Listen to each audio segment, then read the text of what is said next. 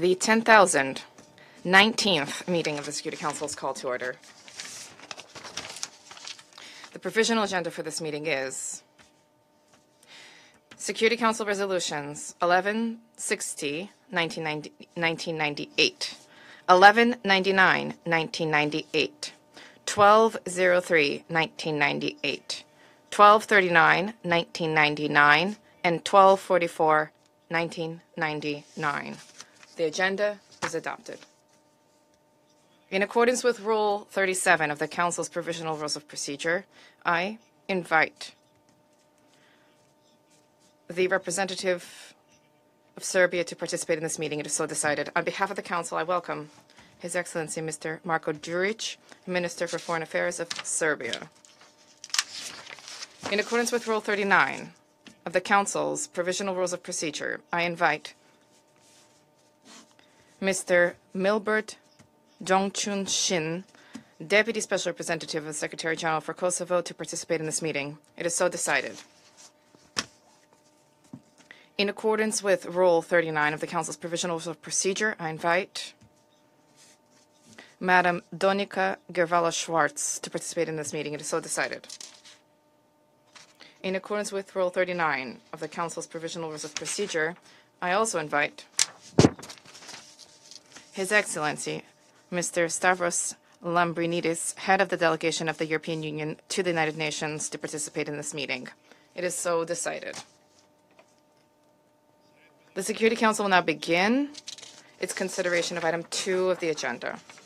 I now give the floor to Mr. Milbert Jongchun Shin.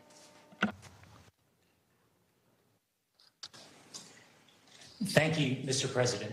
Mr. President, Excellencies, distinguished members of the Security Council, it is my honor to brief the Council on developments in Kosovo since the latest report of the Secretary General, covering the period from March 16th through September 15th, and also provide some overarching observations.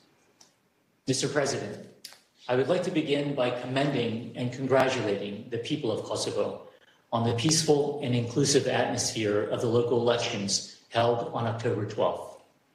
I call on all parties to maintain the same calm and inclusive environment in the runoff elections set for November 9th, in order that people can continue to freely enjoy the right to vote. I would also like to acknowledge the important role played by the Election Complaints and Appeals Panel and the Supreme Court in upholding the rule of law and ensuring compliance with electoral laws in Kosovo.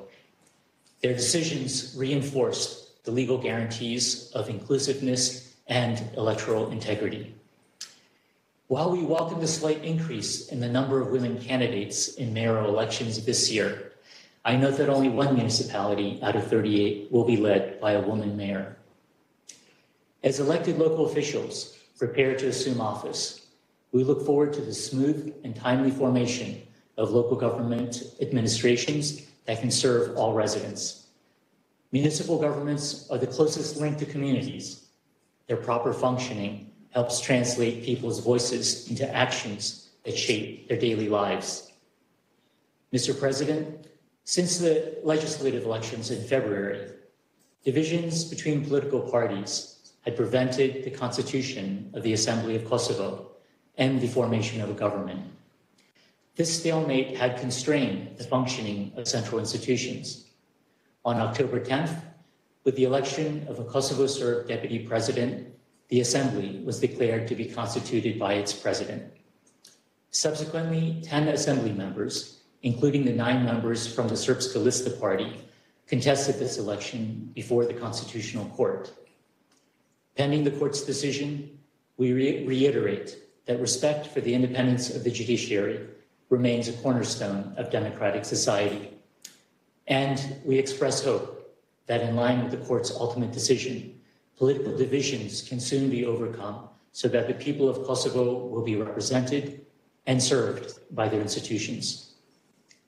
Mr. President, we welcome the dialogue meetings in June and September between Belgrade and Pristina in Brussels.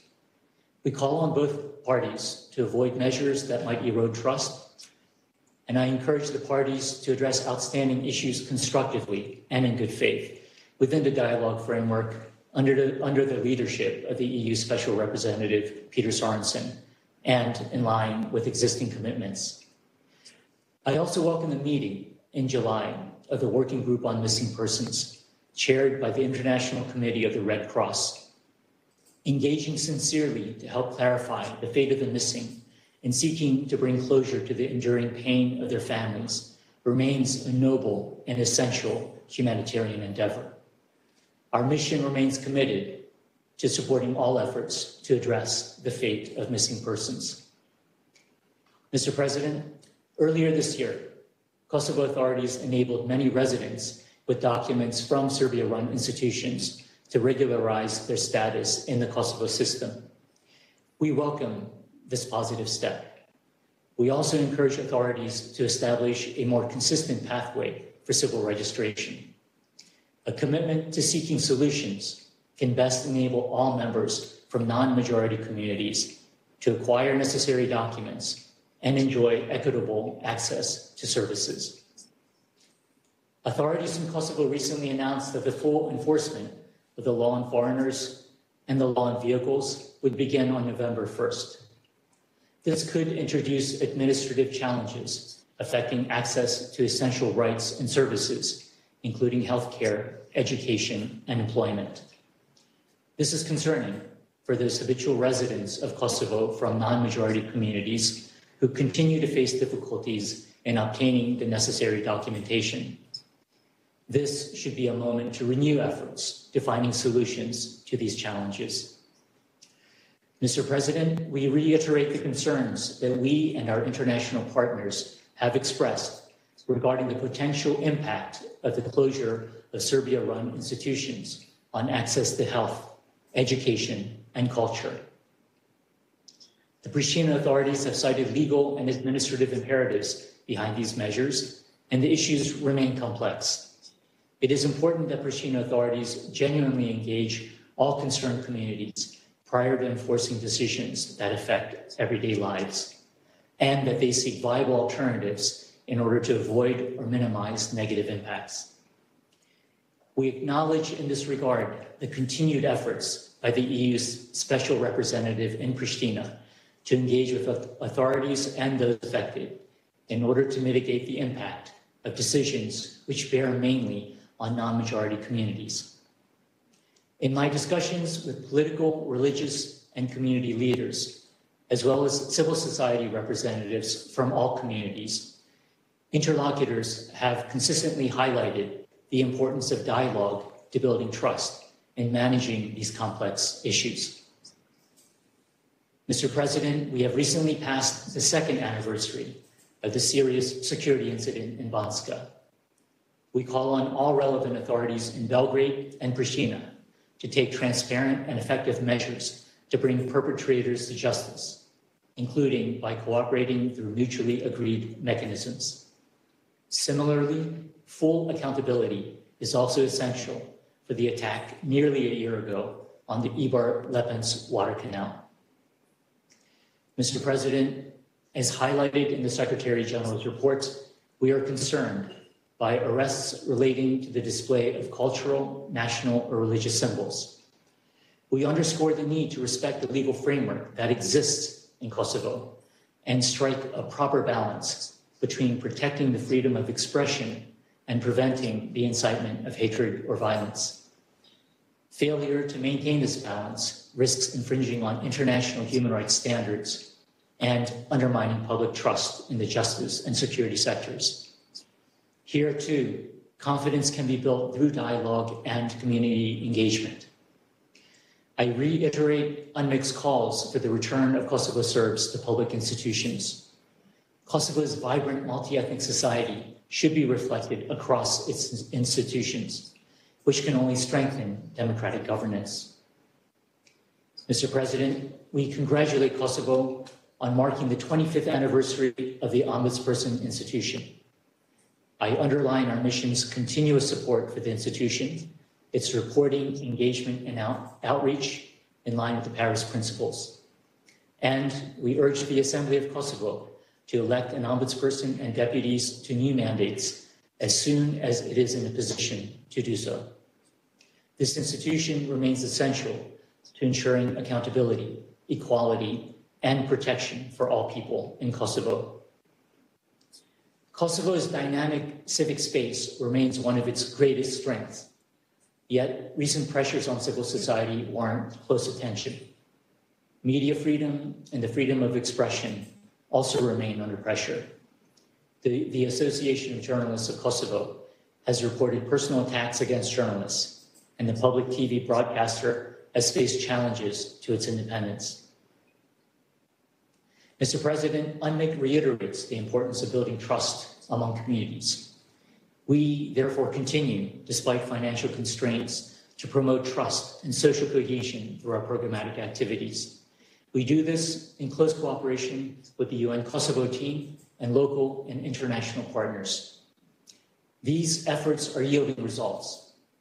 For example, we have supported a grassroots initiative over the past 2 years that work in a number of municipalities to implement projects, bringing together different communities. This has fostered inter-community dialogue while also delivering practical, tangible benefits. These communities also work hand in hand with local authorities.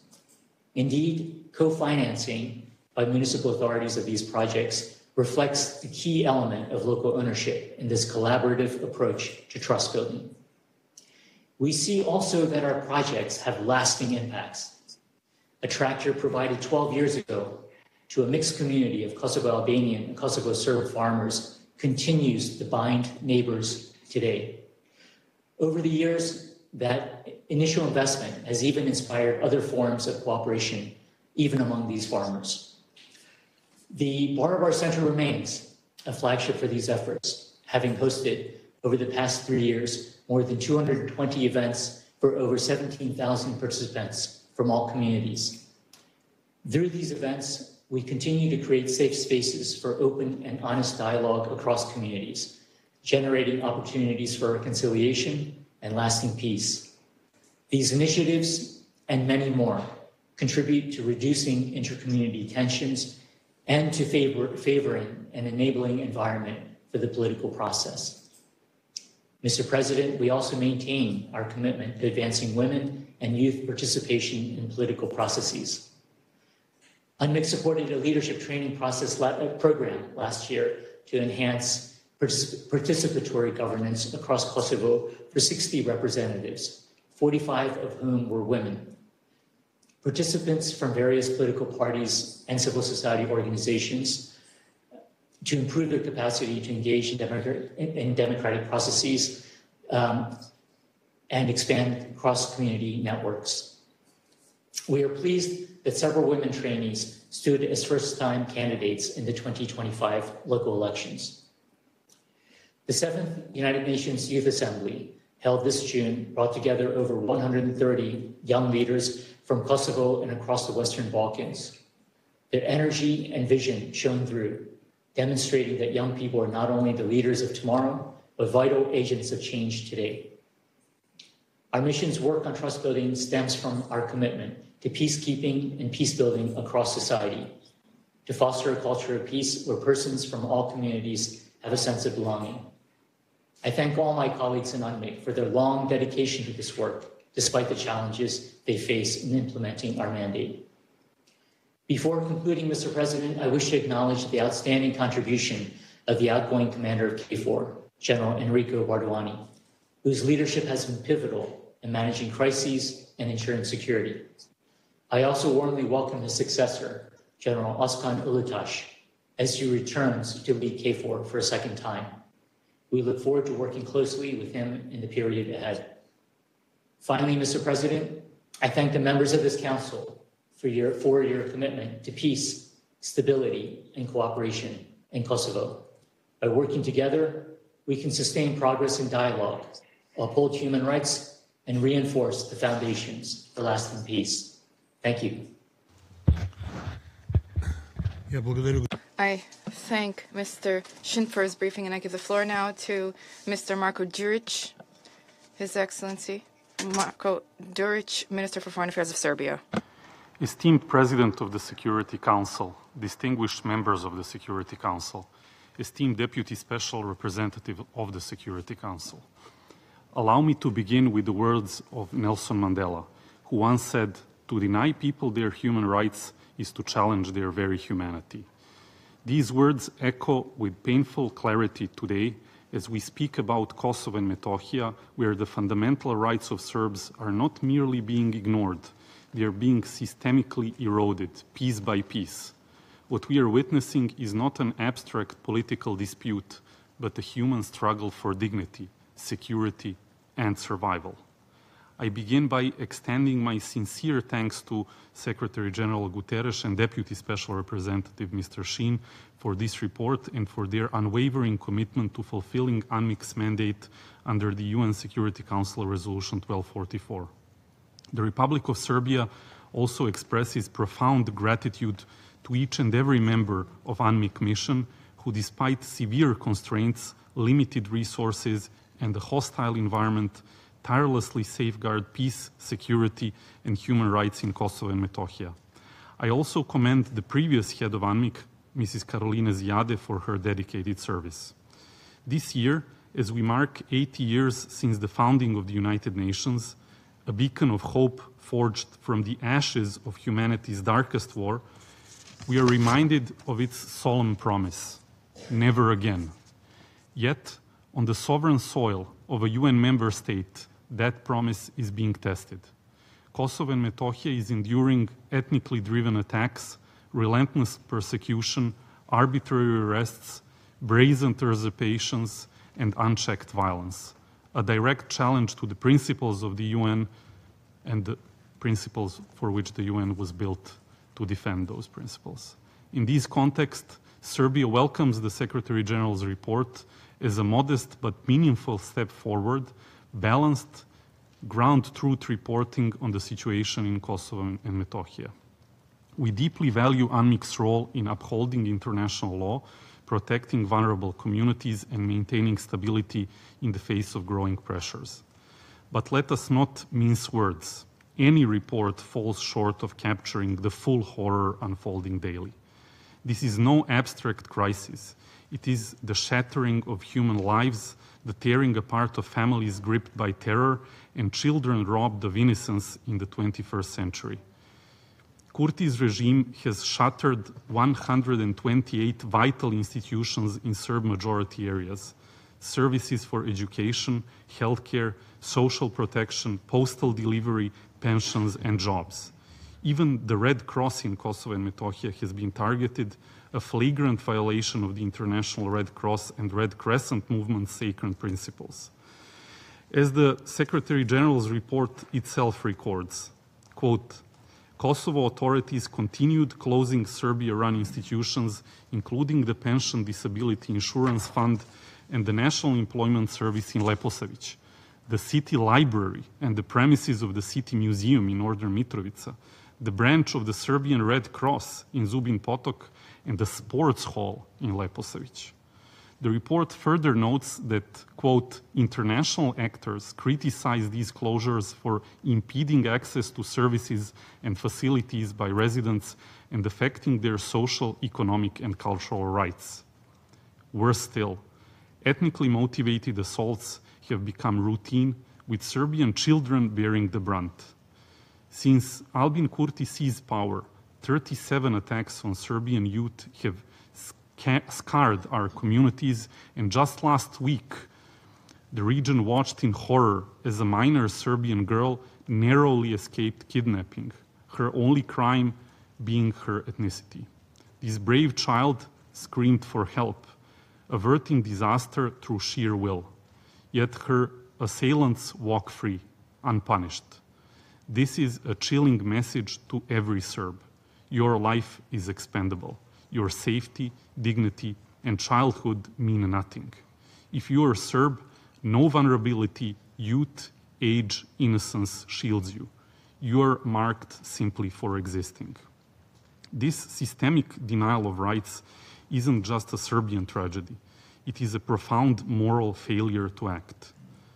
I ask, what future awaits children who learn to hide their Serbian tongue from cradle to grave? These atrocities are no accidents. They stem from Pristina's cultivated hatred, embodied by Kurti's doctrine of slow-motion ethnic cleansing. His aim: drive Serbs from their homes, sacred sites, and land. This is now being further aggravated by the worrying militarization of Kosovo and Metohija through the accelerated arming of the so-called Kosovo Security Force and the recent delivery of armed killer drones by a neighboring country. Such developments threaten to destabilize the frail security architecture painstakingly maintained in the region. Serbia has repeatedly cautioned that building peace cannot mean arming one side while disregarding the legitimate security concerns of another. This reverses the hard-won progress achieved during President Donald Trump's first term, which ignited hope for regional stability and partnership. Kurti's war isn't against political foes, it's against an entire people. Politically charged arrests, institutional abuse for intimidation, secret warrants against Serbian leaders, these erode the rule of law, isolating and marginalizing our community. Alarming too are the escalating assaults on Serbian Orthodox Church sites, humanity's cultural treasures. Monasteries endure desecration not as random vandalism, but as deliberate erosion. You do not belong, this is the message. Kurti's regime interrogates clergy, renames ancient heritage, and shatters institutions essential to community life. This is echoed in Secretary General's report, which recorded numerous incidents affecting Serbian Orthodox and Catholic sites in non-majority areas, and this is a quote from the report, including vandalism, illegal construction, and harassment of clergy. Just consider Kosovska Mitrovica, a cherished Serbian language sign in Cyrillic, emblazoned with a red heart, was torn down and replaced with Albanian script and a green hue. This isn't bureaucracy, it is symbolic warfare, suppressing language, rejecting Christian icons, and wiping out Serbian traces. Add the renaming of Lake Trump, a name chosen by local Serbs to honor peace efforts, and Kurti's intolerance is laid bare. As President Donald Trump said before this very organization, quote, "If our goal is lasting peace, we must learn to see the world through the eyes of others." This is precisely what Kurti refuses to do, and what Serbia continues to call for: mutual respect, justice, and genuine coexistence. The report documents that, quote, "local authorities painted over murals and graffiti in all 4 municipalities in northern Kosovo that depicted Serbian symbols, including those related to the Serbian Orthodox Church, and that, quote, websites of Kosovo institutions systemically disregarded the law on the usage of languages, instilling traffic signs exclusively in Albanian language."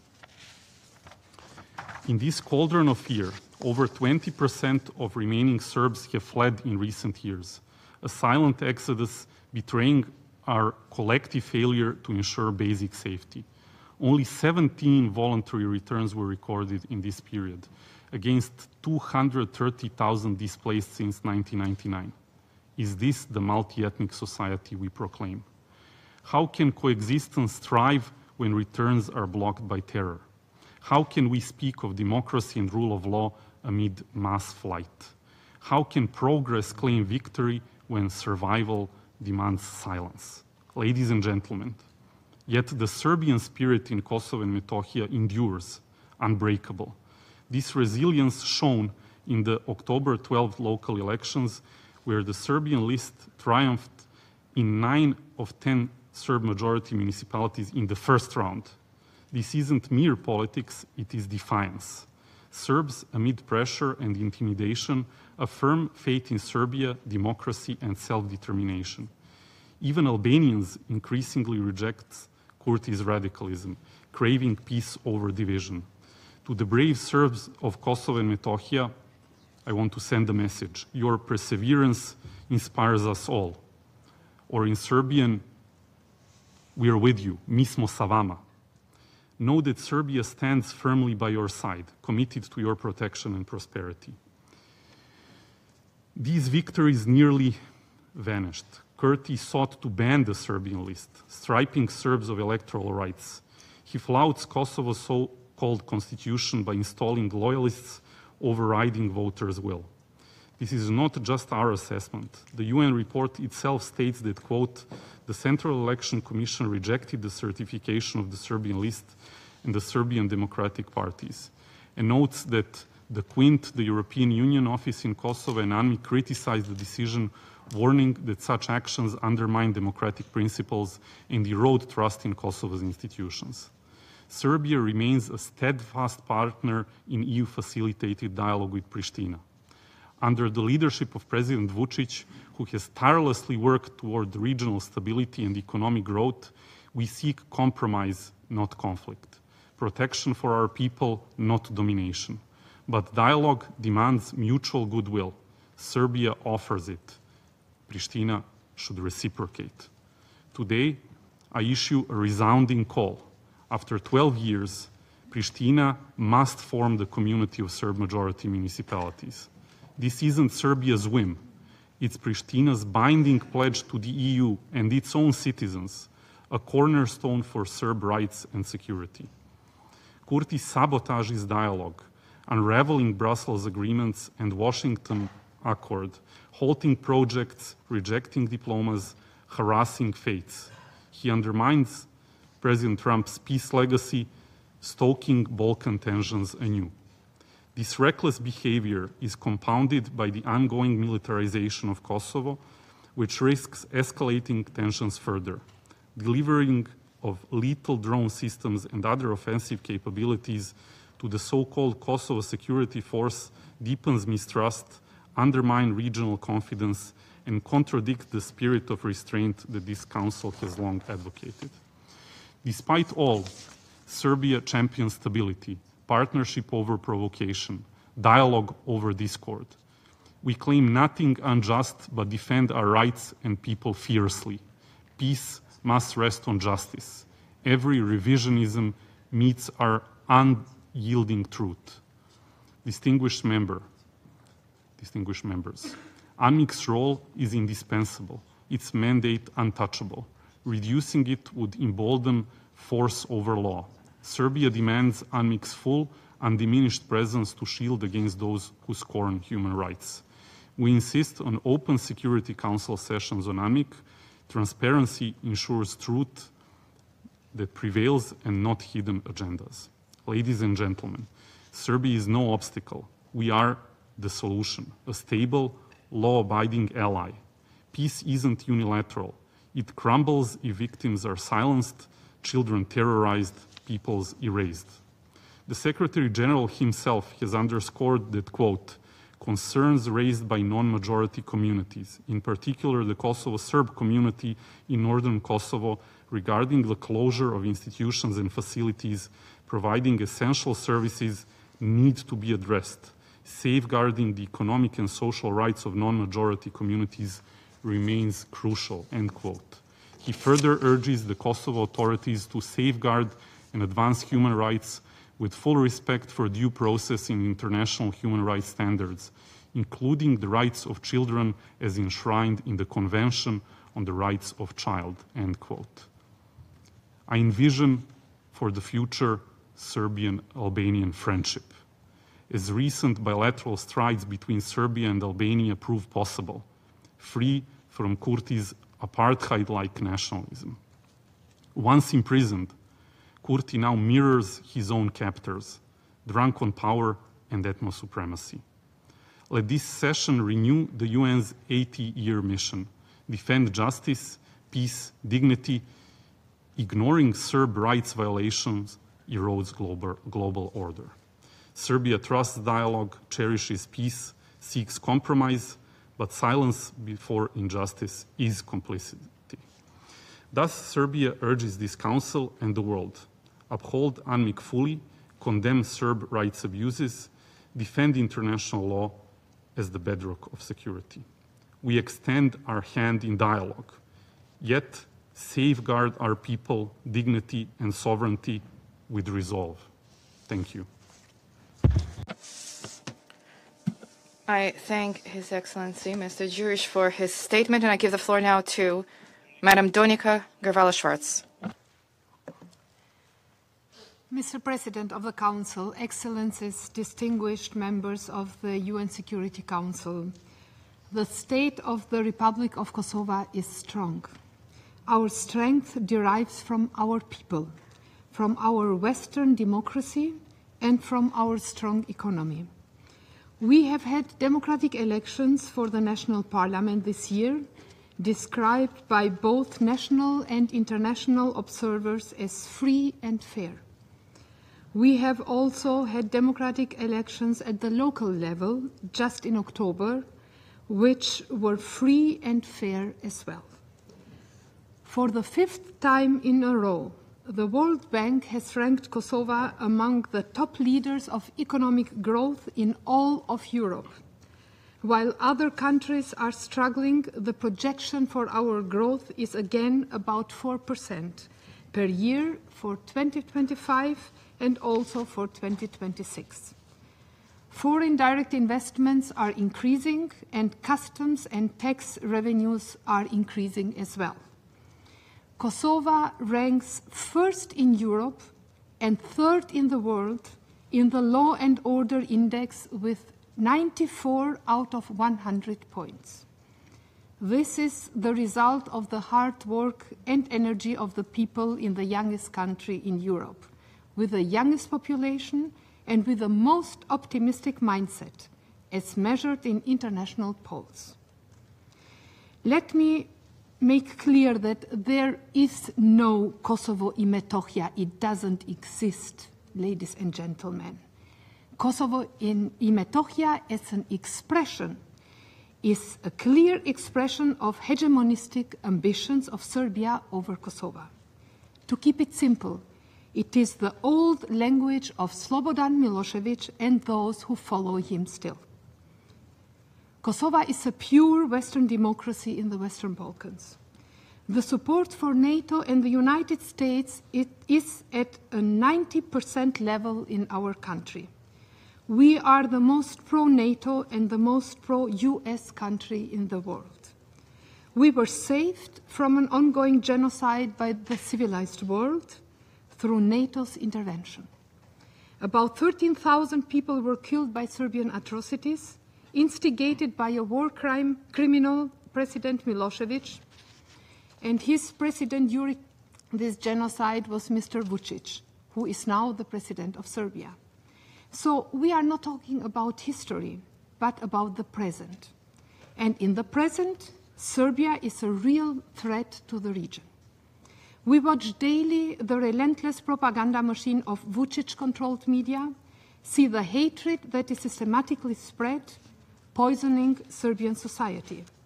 And we see the systematic spread of propaganda preparing a military aggression against our country.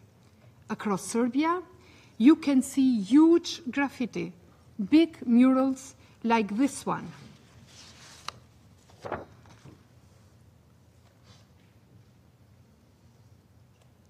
Where it is written, when the army returns to Kosovo. Yes, there is not written if the army returns to Kosovo. It is written when. They do not hide their goals. They are clear about it, openly. They just leave the timing open.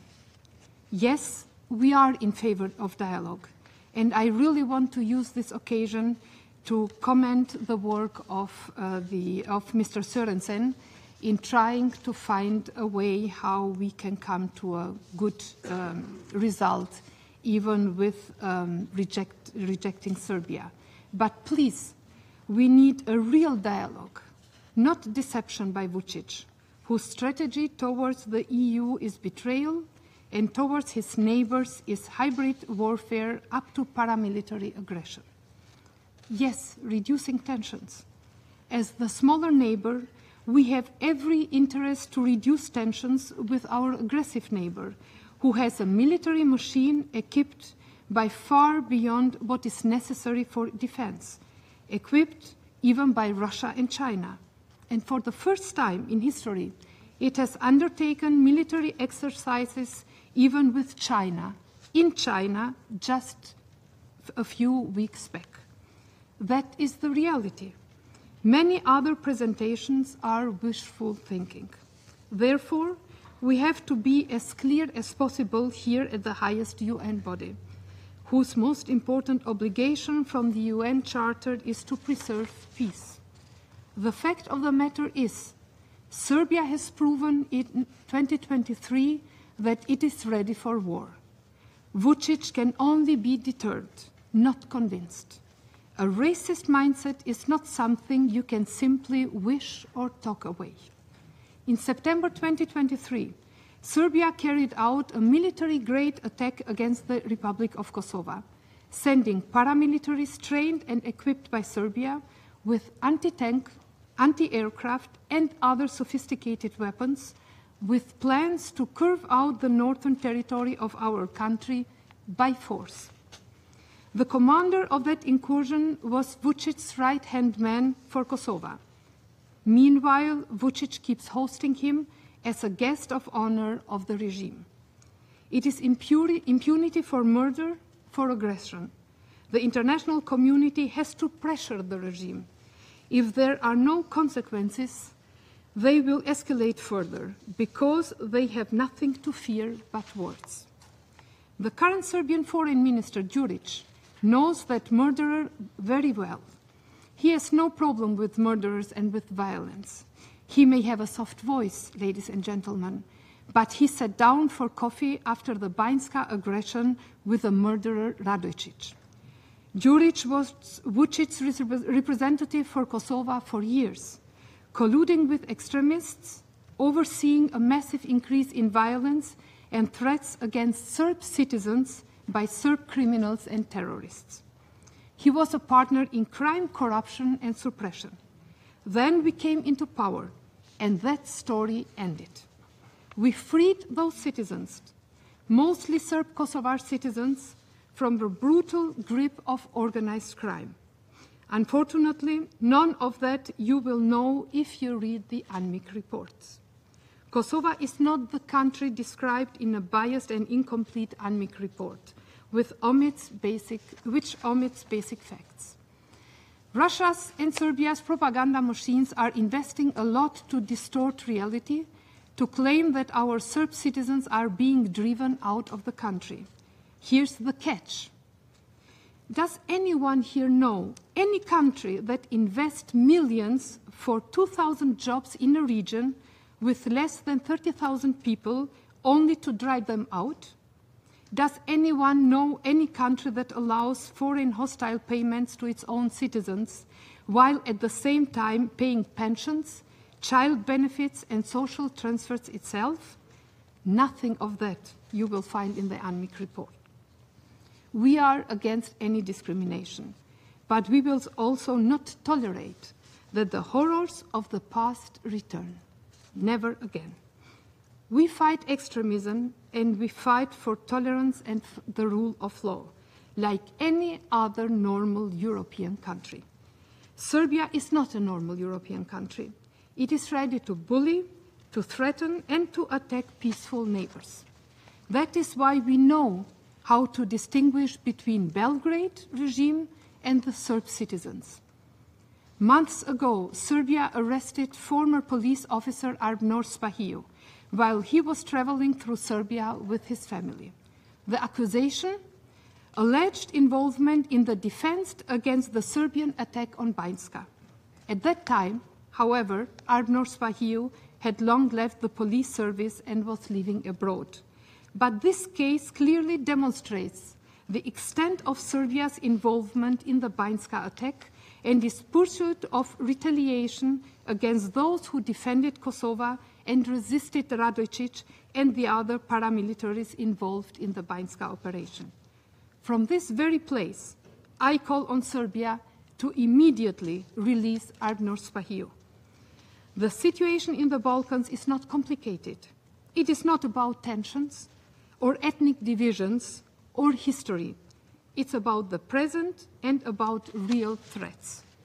If you take the Vučić regime out of the equation, the Balkans is all peace and cooperation. There is no quarrel between Albania, Montenegro, North Macedonia, Kosovo, or Bosnia. On the contrary, we trade, we travel, and we all share the same European and Euro-Atlantic destiny, except Serbia. Serbia's regime is constantly trying to interfere in Kosovo, in Bosnia, in Montenegro, and in North Macedonia. It is fundamentally wrong and highly dangerous to search for a solution by appeasing the Vučić regime. It doesn't work, not for Kosovo, not for Bosnia, because it is all about extremist ideologies pursued by the biggest and most aggressive country in the region. For a reason, many call it Little Russia, because Russia is deeply embedded in Serbia, in politics, government, secret services, the economy, the energy sector, the media, even the military, just everywhere. We must not be distracted by false propaganda. We must face reality. It's not about 4 small municipalities. It's about Russia, its allies, and geopolitics. It will surely not be the biased UNMIK report that defines the future of our region. UNMIK has to be closed. It is a huge waste of UN money. It serves no purpose anymore. If it were gone tomorrow, nothing would change in Kosovo and its citizens. The outcome in the region will be defined by the battle between Western democracies and autocracies for influence in this part of Europe. We need a thorough analysis of facts on the ground to find a geopolitical answer to Serbia, Russia, and China, who want to seize control over that part of Europe within EU and NATO geography. Again, this is not, definitely not, about Kosovo. Kosovo is just fine. As I said, our citizens, our youth, our women, our economy, our growth, our military, and our police all are thriving. Kosovo has the strength and the willpower to weather any storm. We are pursuing our path to Euro-Atlantic integration. Serbia is going in the other direction, towards Russia. Our warning is clear. Do not wait too long. Do not risk another Balkan war by focusing on the wrong questions instead of tackling the real danger. I thank you so much. I thank Madam Gavrila-Schwartz for her statement, and I now give the floor to those members of the Council who wish to make statements, and I give the floor to the representative of China. President, first I welcome Foreign Minister Đurić of Serbia to today's meeting. I thank Deputy SISG Milbert Dong Zhenshen for his briefing. I make 4 points. First, it is imperative to maintain social stability. For some time now, the situation in northern Kosovo has been volatile. The Kosovo authorities forced the closure of multiple institutions opened by the Serb community, targeted Serbs with violent searches, threats, and coercion, and forcibly built and opened the Ibar River bridge. These acts violate the legitimate rights and interests of the Serbs and lead to panic and tensions. China expresses grave concerns over these developments. We urge the Kosovo authorities to cease escalatory unilateral actions, earnestly safeguard the safety and legitimate rights interests of the Serb community, and maintain peace and stability in the north. Second, committed efforts are needed to promote ethnic reconciliation. The complex ethnic relations in Balkans have been shaped by history. Inclusion and reconciliation serve the long-term and fundamental interests of all communities. Lately, divisions simmered among parties over Kosovo parliamentary elections, underscoring the urgently needed ethnic reconciliation. We call on the Kosovo authorities to take seriously the basic appeals of all communities, including Serbs, in political, economic, culture, and linguistic domains, and adopt proactive measures to foster a stronger sense of security, participation, and fulfillment, contributing to greater mutual trust and unity among communities. The 2013 Brussels Agreement explicitly provides for the establishment of an association of Serb-majority municipalities, charting a course for harmonious coexistence between Serb and Albanian communities. The Kosovo authorities should expedite the implementation of relevant commitments. Third, we must steadfastly advance dialogue and negotiation. China welcomes the two EU-facilitated meetings between Serbia and Kosovo and notes the challenges faced by the Belgrade-Pristina dialogue process. The crux of the issue lies in Kosovo authorities' long-standing unilateral actions and the ensuing mutual trust deficit and heightened ethnic antagonism.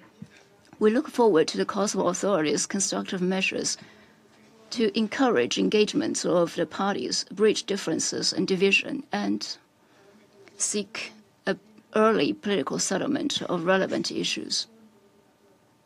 Fourth, we must firmly support the role of the UN. The UN's presence is a strong guarantee for resolving the Kosovo issue. The Security Council should maintain attention to and input in the Kosovo issue and support UNMIK in playing its role for the stability and national reconciliation in Kosovo.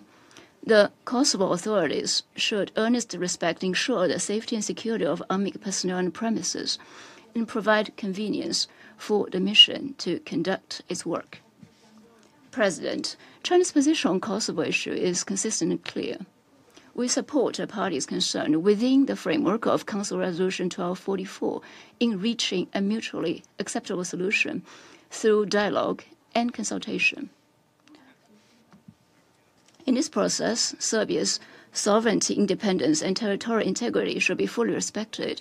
China stands ready to work with all parties to continue to promote dialogue, engagement, and peaceful coexistence among communities of the region, and the early political settlement of the Kosovo issue. Thank you.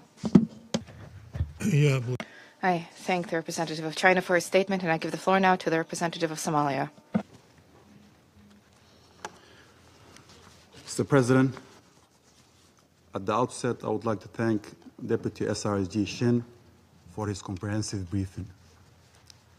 Somalia welcomes the participation of His Excellency Mr. Duric, Minister of Foreign Affairs of Serbia, Ms. Gravela Schwartz, and Mr. Lambrinidis, head of the delegation of the European Union to the United Nations. We have carefully reviewed the Secretary General's latest report and recognize the important role that UNMIK continues to play in supporting peace, stability, and dialogue in the region. Our delegation appreciates the commitment of all parties to constructive engagement and acknowledges the ongoing efforts to address outstanding challenges through peaceful means. We take note of the steps taken towards the constitution of the Assembly of Kosovo. It's essential that all parties work together constructively to ensure the completion of this process in an inclusive manner and in accordance with Kosovo's constitutional standards. With local elections continuing in November, Somalia urges all political actors in Kosovo to foster the conditions necessary for a peaceful, free, and inclusive electoral process. We reaffirm our continued and unwavering support for the European Union facilitated dialogue, which remains the principal framework for resolving outstanding issues between Belgrade and Pristina. We call on both parties to reaffirm their commitment to this dialogue and to avoid any actions or rhetoric that could undermine trust or escalate tensions. It's vital that all unresolved matters be addressed constructively and in good faith with the meaningful participation of all stakeholders, including women, to ensure that solutions are comprehensive and sustainable. To conclude, Mr. President, we express our appreciation for the outgoing Special Representative Ms. Carolina Zayda, and the entire UNMIK team for their tireless efforts in promoting dialogue and building trust on the ground. We further acknowledge the valuable cooperation among UNMIK, the United Nations Kosovo team, and key partners including KFOR, OSCE, and the European Union. The continued unified support of this Council for diplomatic engagement remains essential. The international community stands ready to assist all parties in their pursuit of mutually acceptable and peaceful solutions. We encourage all stakeholders to prioritize engagement through established frameworks and to demonstrate restraint in both words and actions. Lasting peace will require patience, sustained commitment, and a collective dedication to diplomatic engagement. I thank you. I thank the representative of Somalia for his statement, and I give the floor now to the representative of the Republic of Korea. Thank you, Mr. President. I'd like to begin by expressing my appreciation to Deputy SLSG Shin for his comprehensive and timely briefing. The Republic of Korea also welcomes the participation of His Excellency Mr. Marko Đurić, Minister of Foreign Affairs of Serbia, and Her Excellency Ms. Donika Gerballa-Švarc, Deputy Prime Minister of Kosovo, in this meeting. Mr. President, the 2023 Belgrade-Pristina agreements reached under EU facilitation represented a positive step in normalizing relations between Kosovo and Serbia. Yet, persistent challenges continue to threaten progress. Despite these difficulties, we remain confident that sustainable normalization can only be achieved through political dialogue and negotiations within the EU-facilitated framework. The Secretary General's report outlined several long-standing regional concerns that continue to pose obstacles to peace and stability. We welcome the recent progress made in overcoming the 8-month stalemate in Kosovo Assembly, while recognizing that institutional challenges and political tensions will remain between Belgrade and Pristina, including during the period between the last spring's parliamentary elections and the lead-up to this month's local elections. In this context, my delegation would like to make the following points. First, we continue to support the EU's effort to facilitate progress toward normalization. In this regard, we commend the efforts of Mr. Sorensen, the EU Special Representative for the Belgrade-Pristina dialogue, for his continued engagement with both sides, his contribution to encouraging implementation of existing agreements. We also echo the Secretary General's message urging the two parties to recommit to EU-facilitated dialogue and to refrain from volatile rhetoric and unilateral action. Only by addressing issues in good faith within the agreed framework can Kosovo move forward and leave behind the most painful aspect of its history.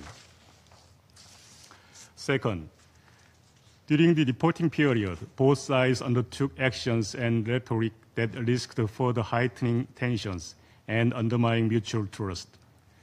The Republic of Korea remains deeply concerned about any steps that may erode confidence, weaken the rule of law, deviate from the framework of the Belgrade-Pristina dialogue. We also emphasize the importance of accountability, restraint, and respect for human rights as essential foundations for lasting peace and reconciliation. The issue of missing persons should likewise continue to receive priority attention as it directly affects trust between communities. Third, despite ongoing tension, some positive developments have reinforced trust building and cooperation. The Barabar Center, a flagship program empowering vulnerable and marginalized groups, hosted 37 events and welcomed over 3,000 participants from different ethnic groups. Initiatives such as Women, Peace and Security Forum and Youth Assembly in Kosovo also have further encouraged dialogue and mutual understanding among communities. Finally, we reiterate our strong support for UNMIK as it continues to engage constructively with both parties while coordinating closely with KFOR, UREX, and other international partners. We highly value the commitment of these institutions to promoting a peaceful coexistence in Kosovo. At the same time, we also recognize a more streamlined vision of roles could enhance overall effectiveness, as some of the UNMIK's initial functions have been assumed by other institutions. In closing, Mr. President, as this is the last scheduled security meeting of this year, we reiterate our consistent position that the Republic of Korea supports the pursuit of political normalization through peaceful means. We remain hopeful through dialogue, cooperation, a steadfast commitment to democracy and rule of law, peace and stability will once again prevail in Kosovo, paving the way for peaceful and prosperous future for all its community. I thank you. I thank the representative of the Republic of Korea for his statement, and I give the floor now to the representative of Denmark. Thank you, Mr. President. And I thank Deputy Special Representative Mr. Shin for his briefing, and welcome Ministers Juric and Gavella Schwartz at today's briefing, as well as the head of the EU delegation, Ambassador Lambrinidis. Let me also take this opportunity to thank Ms. Caroline Siade for her work leading the mission in Kosovo for more than 3.5 years.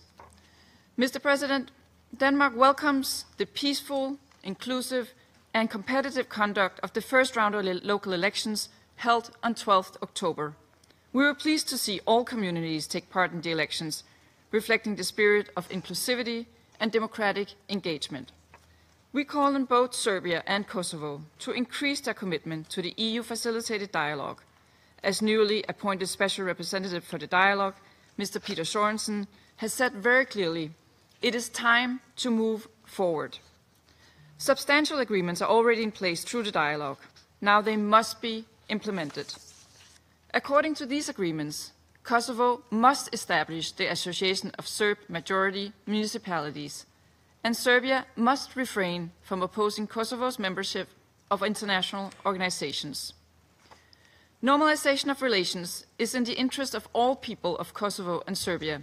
It would benefit regional peace, security, and long-term stability. Mr. President, progress requires restraint, mutual respect, and political courage. Overcoming the current political stalemate in Kosovo is key for ensuring progress, reconciliation, and building trust. In this respect, Denmark calls for the full respect of the constitutional processes and ensuring inclusive institutions and preservation of their multi-ethnic character. We urge political leaders to be responsible in the rhetoric, recognizing the impacts word can have. It is in the hands of you to lay the foundation for cooperation and common understanding between communities. Denmark is deeply concerned about the situation in northern Kosovo. We urge all actors to exercise restraint and refrain from unilateral actions that could escalate tensions and undermine stability. It is essential that concerns of non-majority communities are effectively addressed, especially in relation to the closure of Serbia-run institutions delivering essential services. These issues should be resolved within the EU-facilitated dialogue. We further call on the Kosovo government to intensify efforts for the return of Kosovo Serb judges, prosecutors, and police officers to the Kosovo institutions. We'd also like to stress that Serbia needs to take all necessary measures to prosecute perpetrators of the violent attacks in Banjka that happened more than 2 years ago. Genuine commitment to these outstanding issues is the only way to build trust.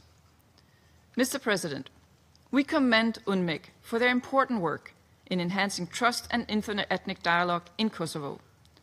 This is especially important with regard to the youth, who make up around half of the population. We also welcome the vital cooperation between the mission and the UN Kosovo team, as well as other international partners, including EULEX and KFOR. It is the Council's responsibility to ensure that mandates are regularly reviewed to ensure that they reflect the realities on the ground. As the current mandate is from 1999, Denmark remains ready to discuss a possible strategic review of the mission. Before concluding, let me reiterate Denmark's long-standing and continued support of a peaceful, prosperous, and multi-ethnic Kosovo. We fully support its European aspirations and full integration in the international system. I thank you. I thank the representative of Denmark for her statement, and I give the floor now to the representative of Guyana. Thank you, Mr. President. I thank Deputy SRSG Shin for his briefing. I also thank former SRSG Caroline Ziade for her leadership of the United Nations Administration Mission in Kosovo, UNMIK, and for her efforts to advance peace. We welcome the participation of His Excellency Mr. Marko Đurić, Minister for Foreign Affairs of Serbia, and Her Excellency Ms. Donika Jervala-Schwarz, Deputy Prime Minister and Minister for Foreign Affairs and Diaspora of Kosovo, and His Excellency Stavros Lambrinidis, Head of the Delegation of the European Delegation, in today's meeting. Mr. President, Guyana reiterates its support for UNMIK as the mission continues to play an important role in the promotion of security, stability, and social cohesion in Kosovo. Additionally, it provides critical reporting that informs this Council of important developments on the ground. UNMIK's continued engagement with stakeholders and their activities geared towards promoting social cohesion among Kosovo's diverse population is commendable. Its trust-building agenda is especially vital to the maintenance of stability and to finding a path to lasting peace.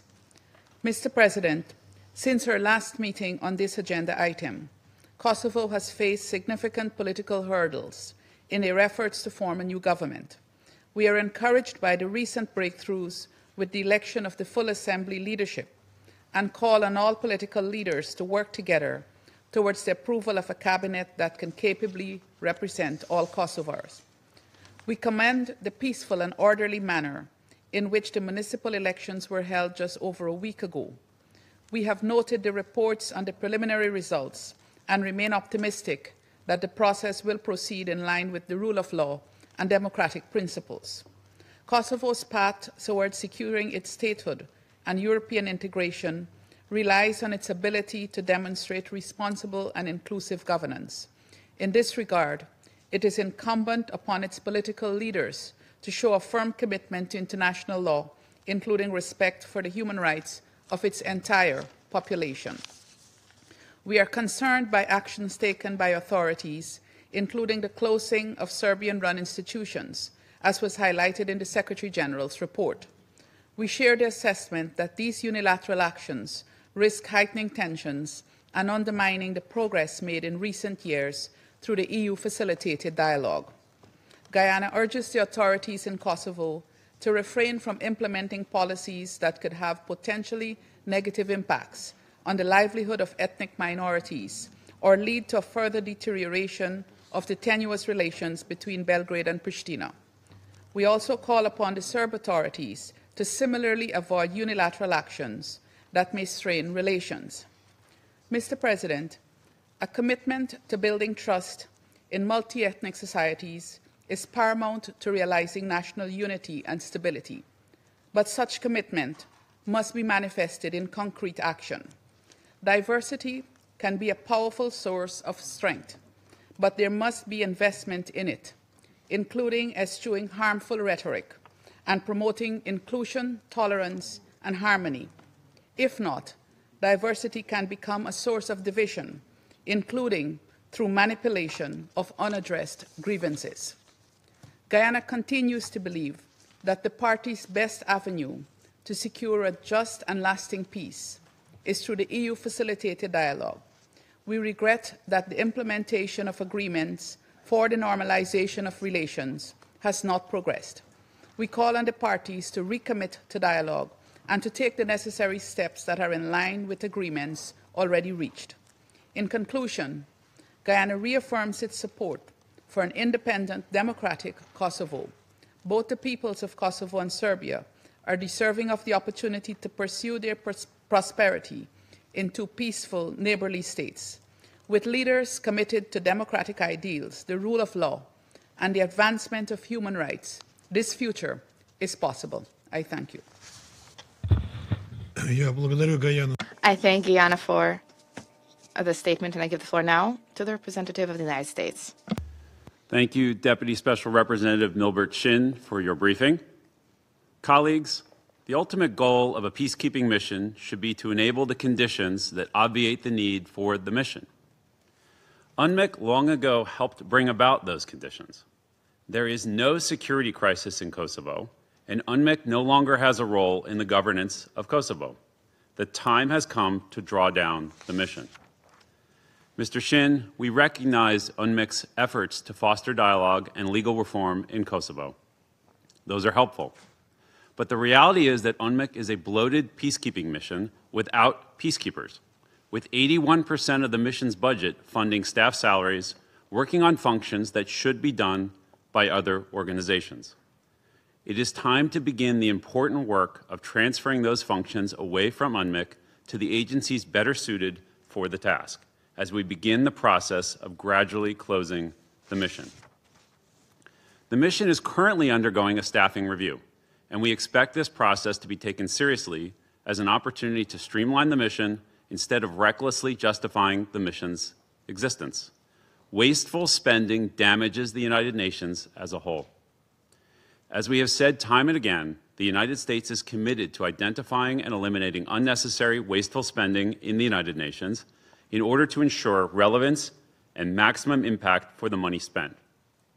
The United Nations must return to its original purpose of maintaining international peace and security and resolving conflicts. As a council, we must support ending missions when they are no longer needed.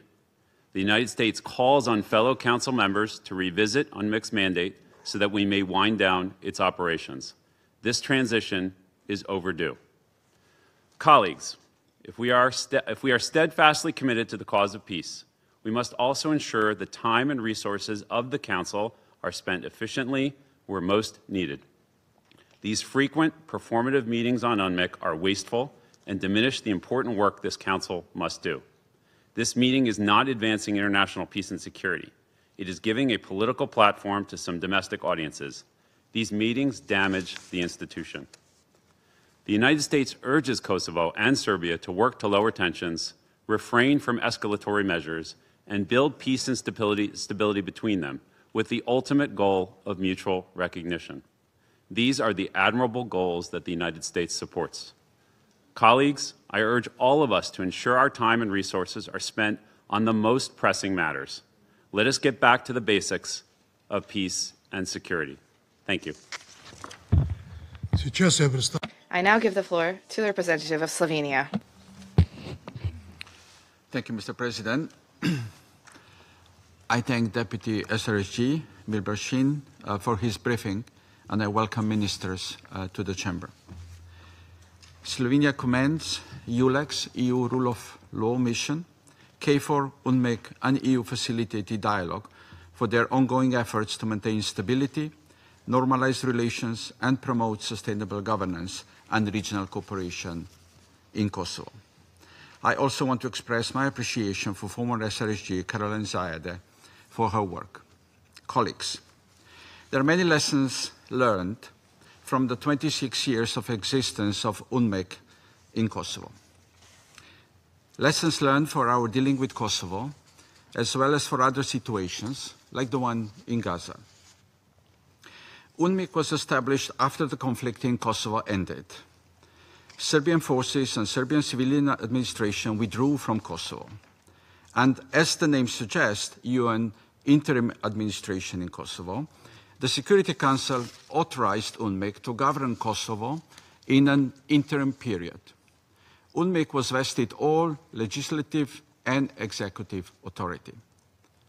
Responsibilities were shared between the UN and regional organizations. Apart from the overall responsibilities, UNMIK was in charge of civilian administration, including law and order. UNHCR took over the humanitarian part. Organization for Security and Cooperation in Europe worked on institution building and democratization. The EU on economic development, civil society, and normalization of relations. NATO was the security provider and led the process of disarming KLA fighters. Apologies for venturing into the history of UNMIK, but looking back at its early years, we can identify two key takeaways. First, how much the situation in Kosovo has changed, has progressed past 26 years, and thus the need for UNMIK to adjust. And second, how much UNMIK experience from the early years can be informative for reflection on the model for future interim governance and security in Gaza. On the first point, the progress of Kosovo. The overall security situation in Kosovo remains stable. We welcome the recent formation of the Kosovo Assembly, which we see as an important step in resolving institutional uncertainty. We are encouraged by the successful conduct of local elections with participation from Kosovo Serbs. This represents one of the crucial steps toward inclusive, citizen-oriented local governance necessary for long-term stability. Equitable representation of non-majority communities in public institutions, especially judiciary, police, and local administration, is vital for building confidence in governance. Equal access to services, justice, education, and social welfare is a cornerstone of stability. The association community of Serb-majority municipalities should be established to promote inclusion and empowerment. Accountability for violence, including the September 2023 Banska attack, must be ensured with due process. Our messages are consistent, and we continue to call for mutual acceptance, strategic patience, dialogue, restraint for unilateral actions, and harmful rhetoric. What we need is a political will to fully and unconditionally implement the EU-facilitated Brussels agreements and its Ohrid Annex. Further spirit of compromise will be needed for long-term normalization of relations. On UNMIK, reflecting on the past should inform us about the future.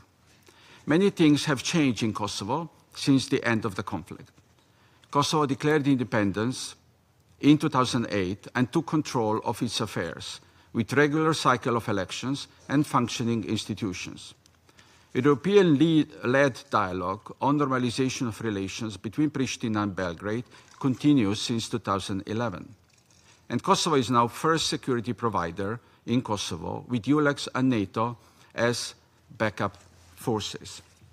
For many years now, UNMIK is not implementing its initial mandate. We believe it may soon be the right moment for a thoughtful and realistic discussion, perhaps a strategic review on the future of UNMIK's engagement. Colleagues, as we learned from SG report and today from Deputy SRSG and the two ministers, there are still many issues that Kosovo and its communities need to deal with to rebuild trust and dialogue and to provide a better and reassuring future for many communities, especially a Serb one. The European path of peace, reconciliation, and cooperation is the key to open those doors. Thank you. I thank the representative of Slovenia for his statement, and I give the floor now to the representative of the United Kingdom. I thank Deputy Special Representative Milbert Shin for his briefing and for the work he and his team are doing in Kosovo. I would also like to thank former SRSG Caroline Ziade for her leadership and her service during her tenure. And I welcome the participation of the ministers of Serbia and Kosovo in today's meeting, as well as that of the head of the EU delegation. I will make 3 points. First, the United Kingdom remains a steadfast supporter of Kosovo's democratic development and Euro-Atlantic path. As the first country to recognise Kosovo's independence, we call upon those member states who have not yet done so to join the majority. Recognition is essential for long-term stability and for unlocking Kosovo's full potential. We encourage swift progress towards the formation of a government in Kosovo with a clear parliamentary mandate, and we commend the smooth conduct of the recent municipal elections. We are concerned, however, by some recent statements that risk undermining fundamental state institutions, including the Constitutional Court. Strong and inclusive institutions are vital to advancing Kosovo's international integration and to delivering for all its citizens. Second, the return of Kosovo Serb mayors to majority Serb municipalities in northern Kosovo marks a welcome return to a fully representative local government. We encourage all sides to ensure this transition is carried out in full respect of the rule of law and to enable the reintegration of eligible Kosovo Serb officials into Kosovo's institutions. 2 years on from the Banska attack, the United Kingdom reiterates our call on Serbia to play its part in reducing tensions and bringing those responsible to justice, including Milan Radojcic. Accountability for this and the attacks on KFOR troops earlier that year is long overdue. We continue to call on Kosovo and Serbia to resolve outstanding disagreements through the EU-facilitated dialogue. Full implementation of all commitments made, including the establishment of an association of Serb-majority municipalities, is essential to building trust and ensuring long-term stability. We also welcome the constructive engagement of both parties in regional initiatives, including the Berlin process that the UK chaired this year. This has helpfully reinforced good neighbourly relations and shared commitments to stability. Third, with growing pressure on UN budgets, resources must be directed where they deliver greatest impact, not tied to legacy missions with outdated mandates. As we have long said, conditions on the ground in Kosovo are unrecognisable from 1999. A strategic review of UNMIK-'s role, responsibilities and funding is overdue. The civilian staffing review must deliver real efficiencies through a genuine assessment of what is needed and what is not. In this year of UN80 reform, the Council should ensure UNMIK is agile, efficient and fit for purpose in a world of constrained resources and global crises. I thank you. I now give the floor to the representative of Panama. Gracias. Thank you, Mr. President. We acknowledge the presence of the delegations of Kosovo, Serbia, and the European Union, whose participation today honors us. We'd also like to express our thanks to the Deputy Special Representative of the Secretary-General, Milbert Dongjun Shin, for his detailed briefing. Panama welcomes the recent holding of local elections in Kosovo. The preliminary results of these reflect a democratic and competitive process that fortunately unfolded in a largely peaceful environment. The fact that most of the municipalities are now headed towards a runoff bears out the vitality and diversity in the country. In light of this dynamism befitting of any electoral contest, we respectfully call on all political actors to maintain calm, mutual respect, and commitment to the entire democratic process, including respect for the legitimate electoral results. Further, we take note of the reports that mention a certain fragility in the security situation in northern Kosovo. These, however, do fortunately confirm that general stability in the country remains intact. More broadly, we hope that the current challenges in institutional formation can soon be overcome, and so that Kosovo can form a fully functioning government that enhances social cohesion, governance, and public trust in institutions. In this context, we reiterate that this process must respect constitutional principles, reflect the country's diversity, and guarantee that all communities, both majority and non-majority, feel truly represented. In the same vein, we trust that conversations between Pristina and Belgrade can progress with genuine commitment on both sides, leading to concrete results for the benefit of the entire region.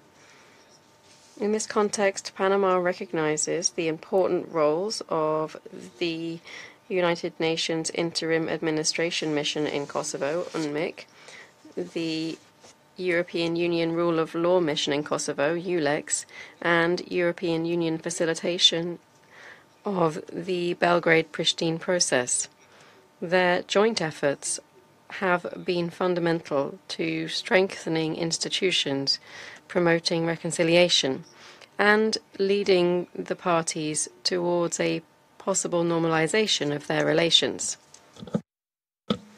In the same sense, we welcome the holding in 2025 of the first meeting of the Working Group on Missing Persons. The right to know the truth as to the whereabouts of loved ones is an essential step towards healing wounds and moving towards reconciliation. President, Panama reaffirms its belief that dialogue and the inclusion of all without any form of distinction are crucial to forging peaceful coexistence. In this spirit, Panama encourages all parties to continue pursuing understanding, cooperation, and the quest for solutions that will guarantee the well-being, peace, and stability of the region. Thank you very much. I thank the representative of Panama for his statement, and I give the floor to the representative of Sierra Leone. Thank you, Mr. President. I thank Mr. Milbert Shin, the Deputy Special Representative of the Secretary General for Kosovo, for his informative briefing. Sierra Leone welcomes the participation of Foreign Ministers Duric and Gavala Schwarz, as well as Ambassador Lambridinis, in this meeting. We take note of the Secretary General's report, the quarterly reports of K4 activities, and the report of the European Union Rule of Law Mission, ULEX. We commend the collective efforts of regional and international partners and the coordination among organizations, particularly in strengthening governance and advancing normalization between Belgrade and Pristina, with the shared objective of accelerating progress towards European Union integration. We thank the European Union Special Representatives for the Belgrade-Pristina dialogue, for facilitating 2 trilateral meetings in Brussels on 9 June and 11 September 2025. We reiterate our call for the full implementation of the Ohrid and Brussels agreements and welcome the easing of restrictions aimed at building trust and sustaining dialogue. Sierra Leone wishes to make the following 4 points. First, we emphasize the critical role of political leadership in resolving the Kosovo question. We commend the progress made towards constituting the Assembly of Kosovo, including the election of its president and 4 of the 5 deputy presidents. We encourage completion of the process, including the election of the remaining deputy president from the Kosovo Serb community. We take note of the earlier constitutional challenges, the outcome of the 12 October 2025 local elections, and the importance of representation within Kosovo's institutions. As the political process progresses, we urge an orderly and inclusive approach. We call on all actors to avoid politicizing ethnic representation and to cooperate to complete the process in an inclusive manner in line with Kosovo's constitutional standards and to prioritize the collective interests of Kosovo's multi-ethnic population. Second, as Kosovo charts its path towards its institutions must be credible. We stress the need to preserve integrity and accountability, in particular within the justice sector and law enforcement institutions.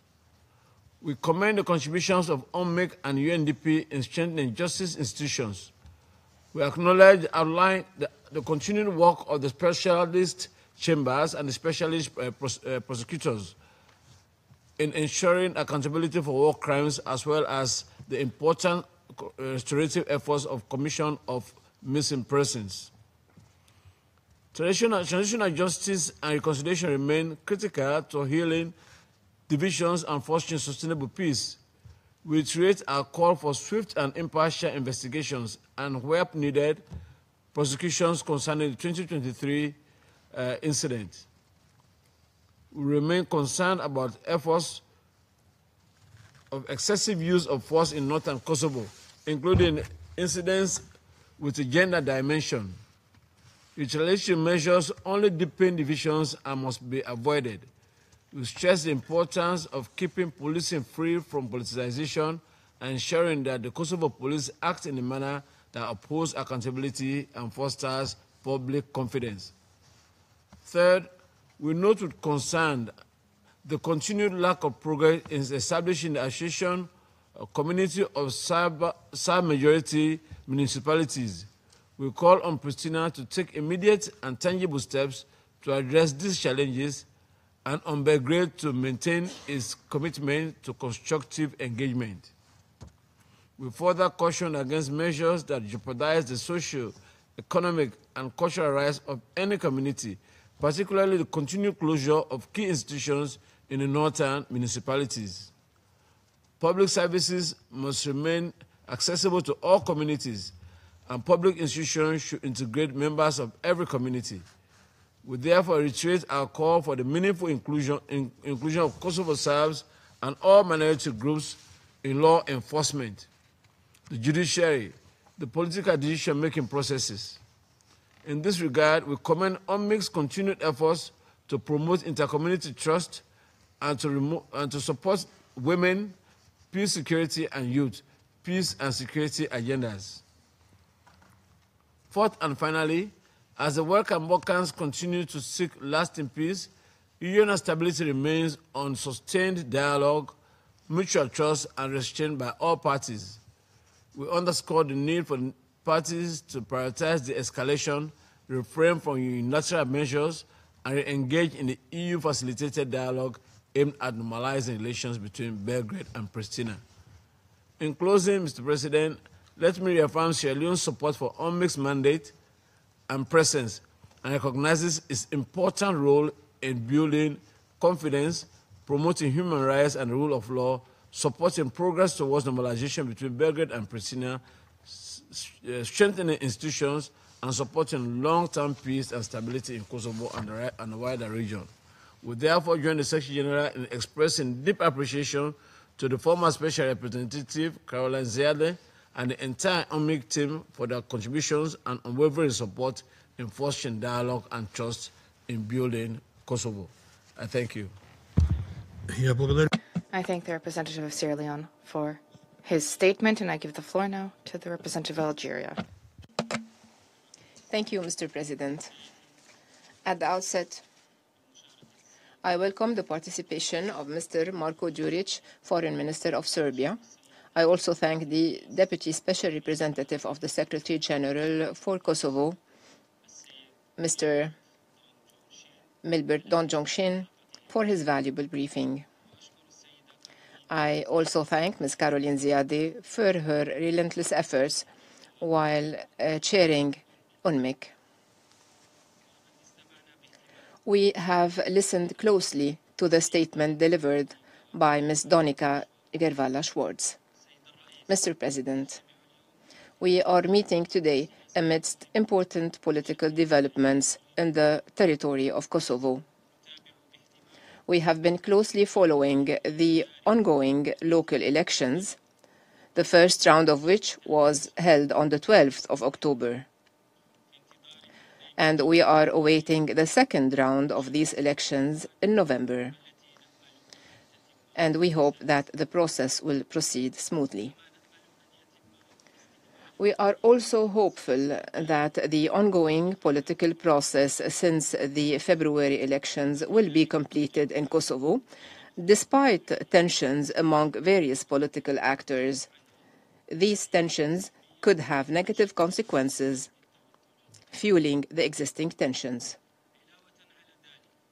Furthermore, we note the progress made in the EU-facilitated dialogue to implement the existing agreements between parties, knowing that many such agreements are still facing obstacles and difficulties, including the Brussels Agreement of 2013 and the Ohrid Agreement of 2023. At the same time, the concerns raised by the Serbian minority remain, especially following the unilateral measures adopted by the authorities in Kosovo, such as the closure of financial institutions and the closure of institutions providing essential services to the Serbian community in Kosovo. In this context, we would like to note the following. First, Algeria emphasizes the need to preserve security and peace in Kosovo. This is essential to achieve the desired stability. Algeria also calls on both parties to avoid any escalation, including the actions that might affect the social and economic situation of minority communities.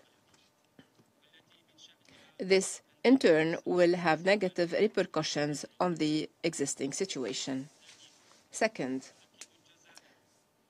Algeria emphasizes the importance of genuine engagement in the EU-led dialogue in order to enhance mutual understanding and to bring Belgrade and Pristina closer together, in addition to renewing commitment to the implementation of the relevant agreements. In this context, confidence building among communities remains vital in order to create a conducive environment for dialogue. Therefore, we reaffirm the need to adopt the necessary measures to create the Association of Serb-majority municipalities that is long awaited. Equally important is to guarantee sufficient representation of the Kosovo Serbs and other minorities in the local and judiciary institutions. Third, we encourage UNMIK to pursue its efforts to create favorable conditions for a peaceful life for all the residents of Kosovo without exception, and to strengthen regional stability, in addition to promoting the respect for human rights, the rule of law, gender equality, and the empowerment of women and youth. In conclusion, Algeria reaffirms its unwavering commitment to support all the efforts made in accordance with rules of international law and Security Council Resolution 1244 to reach a just and comprehensive solution between the parties. Thank you, President. I thank the representative of Algeria for his statement, and I give the floor now to the representative of Greece. Mr. President, I thank Deputy Special Representative Shin for his informative briefing. I also welcome the presence of the ministers from Serbia and Kosovo to the Council, and as well as the participation of the head of the EU delegation at today's meeting.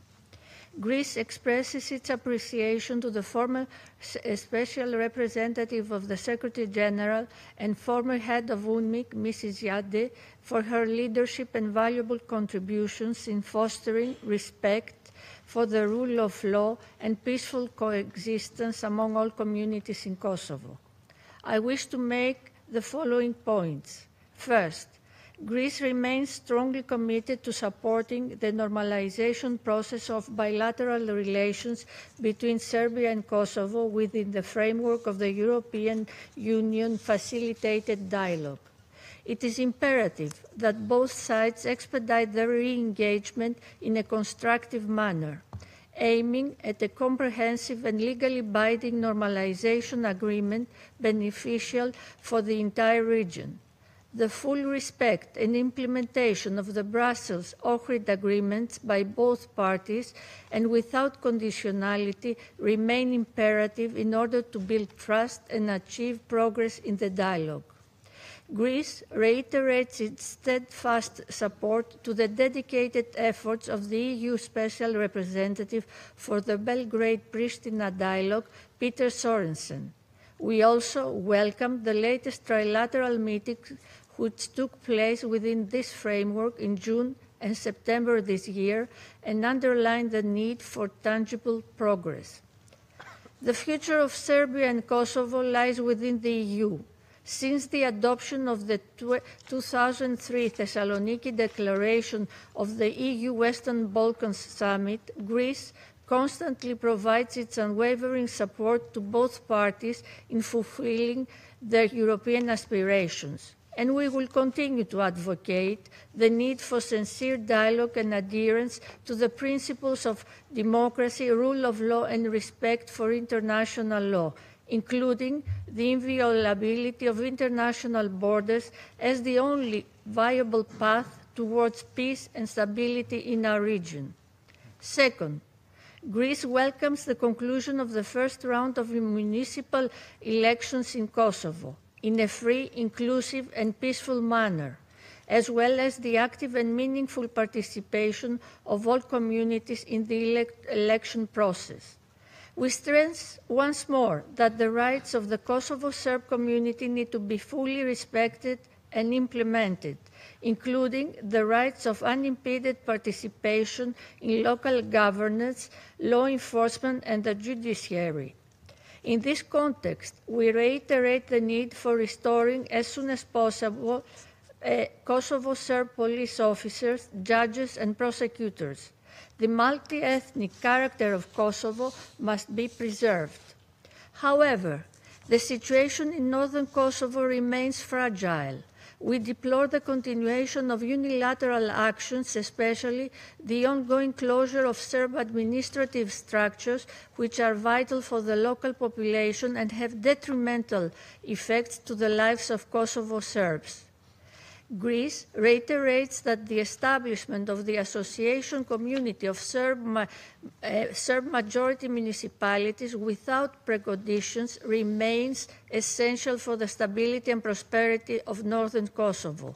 It is essential part of the agreements that must be fully respected and implemented. At the same time, the perpetrators of the Bajska attack of 2023 must be brought to justice with no further delay and in full compliance with the rule of law principle. Accountability is key in order to consolidate peaceful coexistence and reconciliation between communities. We repeat our call to all sides for the absolute respect of human rights and freedoms of all communities in Kosovo. Third, UNMIK-'s mandate is closely intertwined with the Security Council Resolution 1244, which provides the legal framework for a final political settlement between Serbia and Kosovo. In this context, Greece acknowledges the important role of UNMIK in promoting reconciliation in Kosovo and supports the continuation of its mandate as necessary. UNMIK-'s long-standing engagement since 1999 for preserving peace and stability in the region is unquestionable. We are open to discuss ways of enhancing the mission's efficiency in accordance with the Security Council Resolution 1244 so that it continues to remain fit for purpose. UNMIK coordination with the Kosovo Force and the European Union Rule of Law Mission in Kosovo enhances trust building among all communities and meaningful integration of the most vulnerable groups, including women and youth. We also reiterate the need for the unimpeded and secure return of refugees and displaced persons. Finally, Mr. President, avoiding divisive rhetoric and consolidating reconciliation mechanism can reinstate trust and enhance peace, stability and prosperity in Kosovo and the wider region. Greece will continue to do its part in this regard. I thank you. I thank the representative of Greece for her statement, and I give the floor now to the representative of France. Mr. President, I wish first and foremost to thank the Deputy Special Representative and Secretary General, Mr. Shin, for his statement. I also wish to welcome the presence among us of the Minister for Foreign Affairs of Serbia, Mr. Marko Đurić, and of Kosovo, Madam Donika Grvala-Schwarz, as well as the representative of the European Union, Mr. Stavros Lambrinidis. France applauds the conduct of the first round of municipal elections in Kosovo on the 12th of October last. The elections were carried out without incident and with the participation of all communities, as was observed by the members of the delegation of the Council of Europe, which carried out an electoral observation mission. France welcomes the participation of the Serbs of Kosovo in the electoral process, and we call for a peaceful passage of power, transfer of power in the municipalities in the north of Kosovo. Mr. President, there is no possible alternative, neither positive, nor for Serbia, nor for Kosovo, neither for Serbia nor for Kosovo, no alternative to the normalization of their relations, which is key to their integration into the European Union. This is part of the framework of the EU-facilitated dialogue that an agreement could be arrived at to definitively resolve the disputes between the two countries. France will continue to support European mediation, specifically the efforts undertaken by the Special Representative of the European Union, responsible for dialogue between Belgrade and Pristina, Mr. Peter Sorensen. Mr. President, in order to achieve this normalization, the two countries must honor the commitments assumed through the Brussels-Ohrid Accords. France regrets the fact that the ongoing closure by the Kosovo government of Serb administrative structures in Kosovo has negative repercussions for the day-to-day lives of the Serb population of Kosovo. The status of these administrative structures needs to be resolved through the establishment of the Association of Serb-Majority Municipalities through European mediation efforts. France also encourages the restoration of active participation of Serbs in local governance, the maintenance of law and order, and the judicial system in the north of Kosovo. Likewise, it is unacceptable for the perpetrators of the Banjska attack to remain at large. Unacceptable that they remain at large more than 2 years after these events. It is critical for all perpetrators to be held accountable and brought to justice. Mr. President, France will continue to support the efforts of UNMIK in coordination with KFOR and ULEX Kosovo. France supports all of the conscientious efforts which are geared towards improving and streamlining peacekeeping missions through efficiency measures in compliance with their mandates. The mandate of UNMIK is closely entwined to the normalization of relations between Serbia and Kosovo, and France believes it needs to be extended for as long as necessary. Thank you.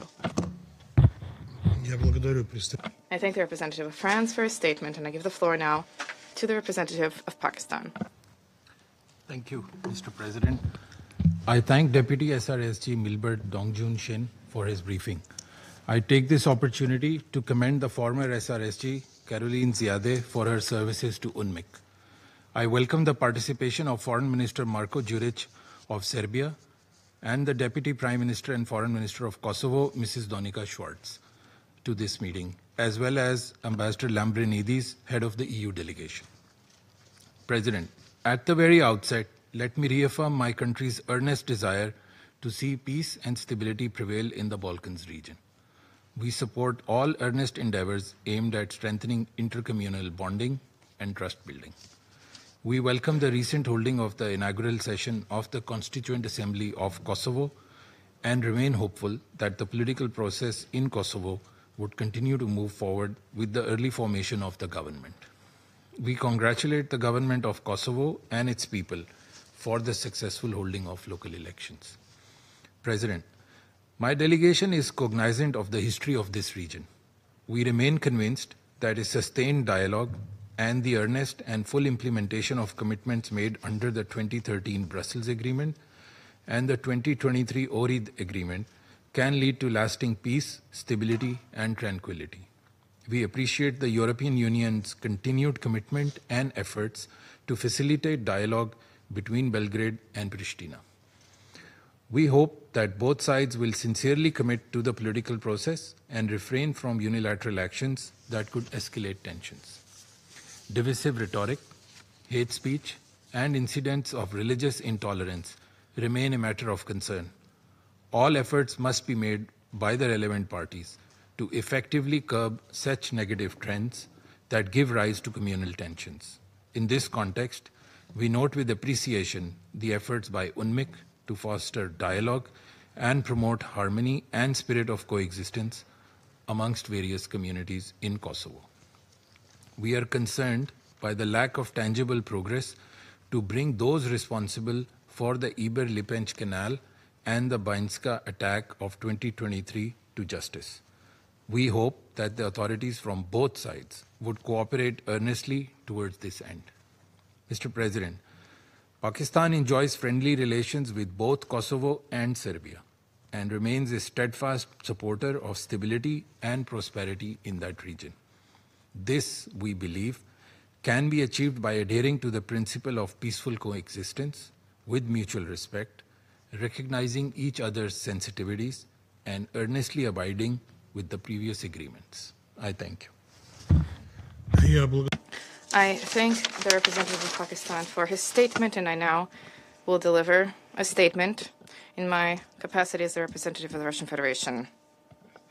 We are grateful to the Deputy Special Representative and Secretary General,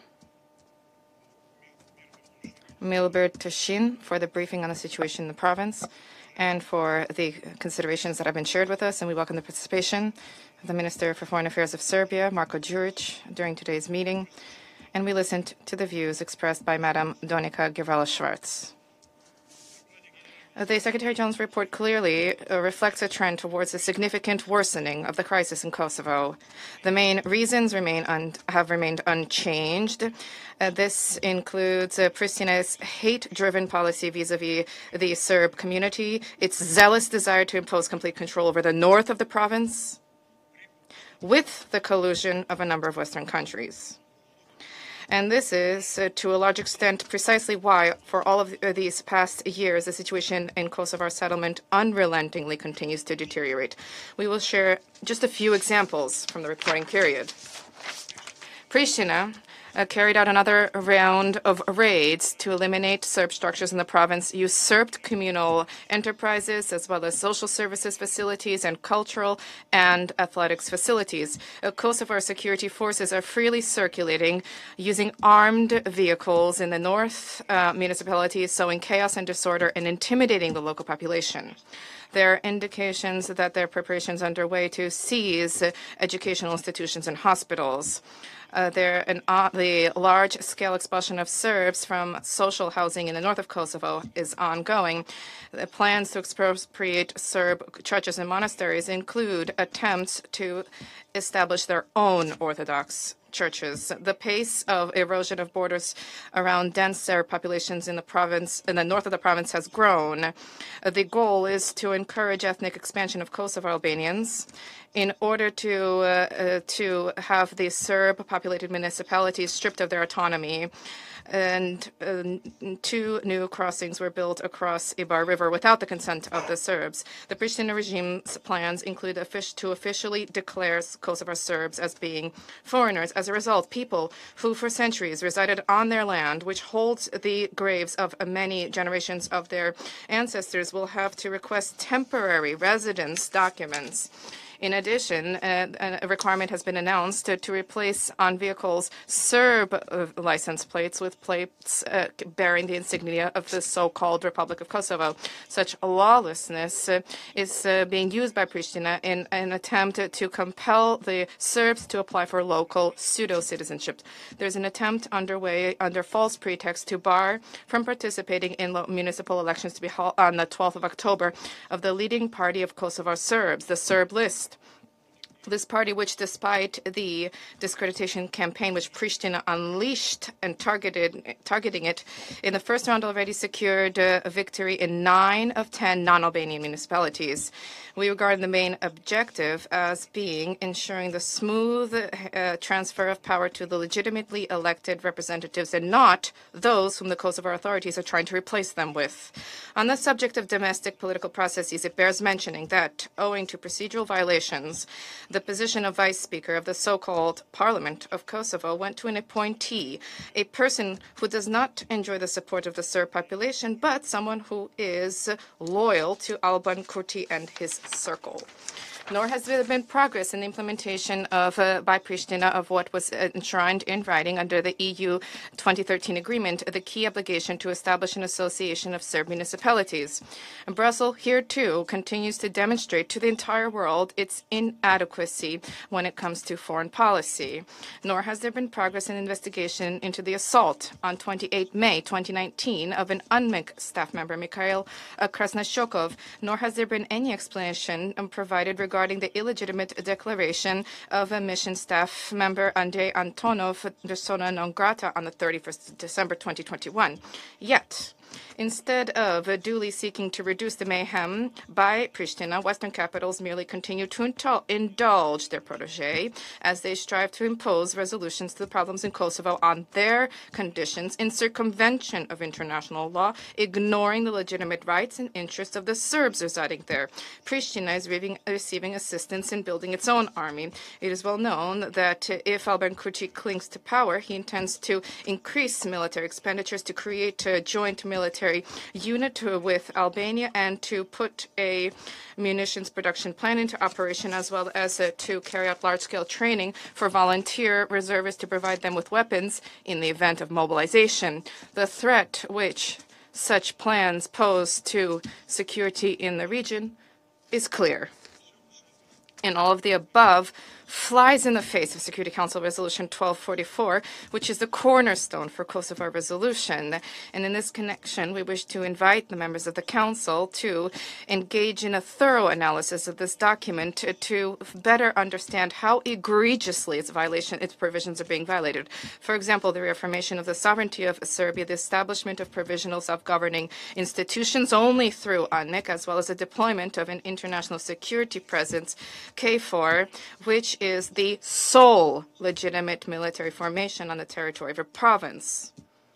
Security Council resolutions need to be enforced, and 1244 is no exception. And this is precisely why we support the achievement by Belgrade and Pristina of a lasting, mutually acceptable solution strictly within international legal frameworks on the basis of the above document. Today, under no circumstances must the international community diminish its focus on the Kosovo issue. This will help to avoid a new wave of escalation. This is precisely why we categorically object to reducing the frequency and changing the format of Security Council meetings, as well as object to reducing budgetary and staffing levels for UNMIK.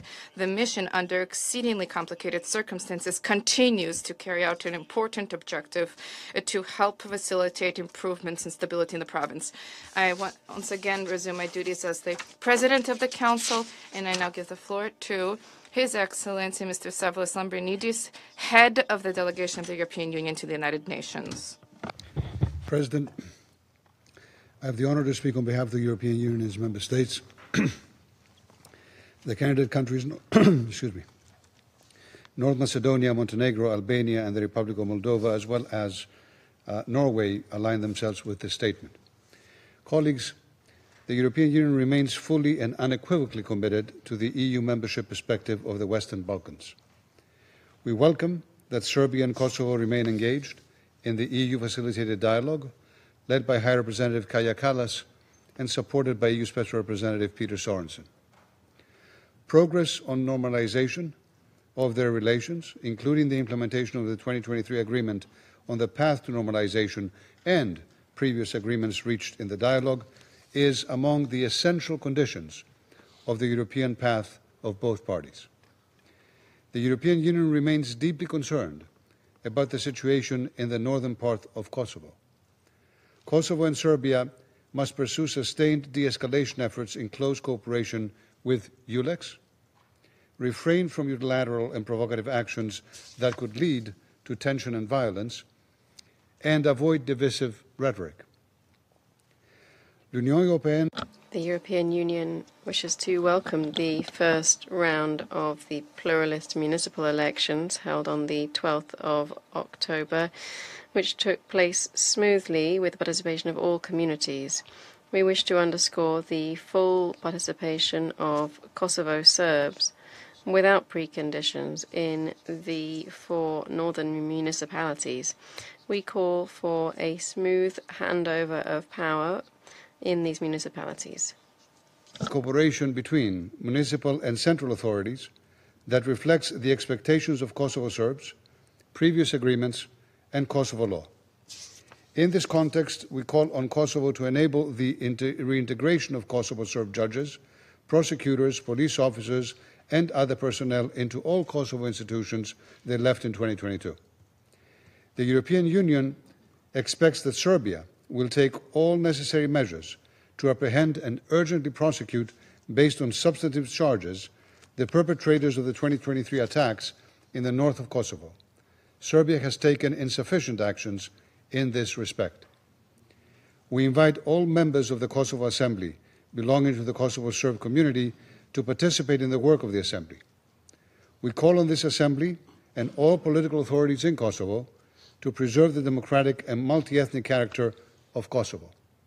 Thank you. I thank Mr. Lambrinidis for his statement.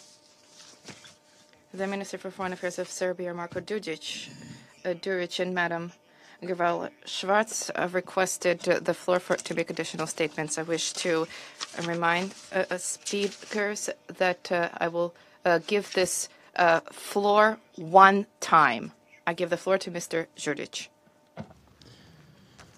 Esteemed Mr. President, I want to acknowledge and welcome the almost universal agreement of the members of this Council in these polarized times of the difficult position of the Serbian community in Kosovo.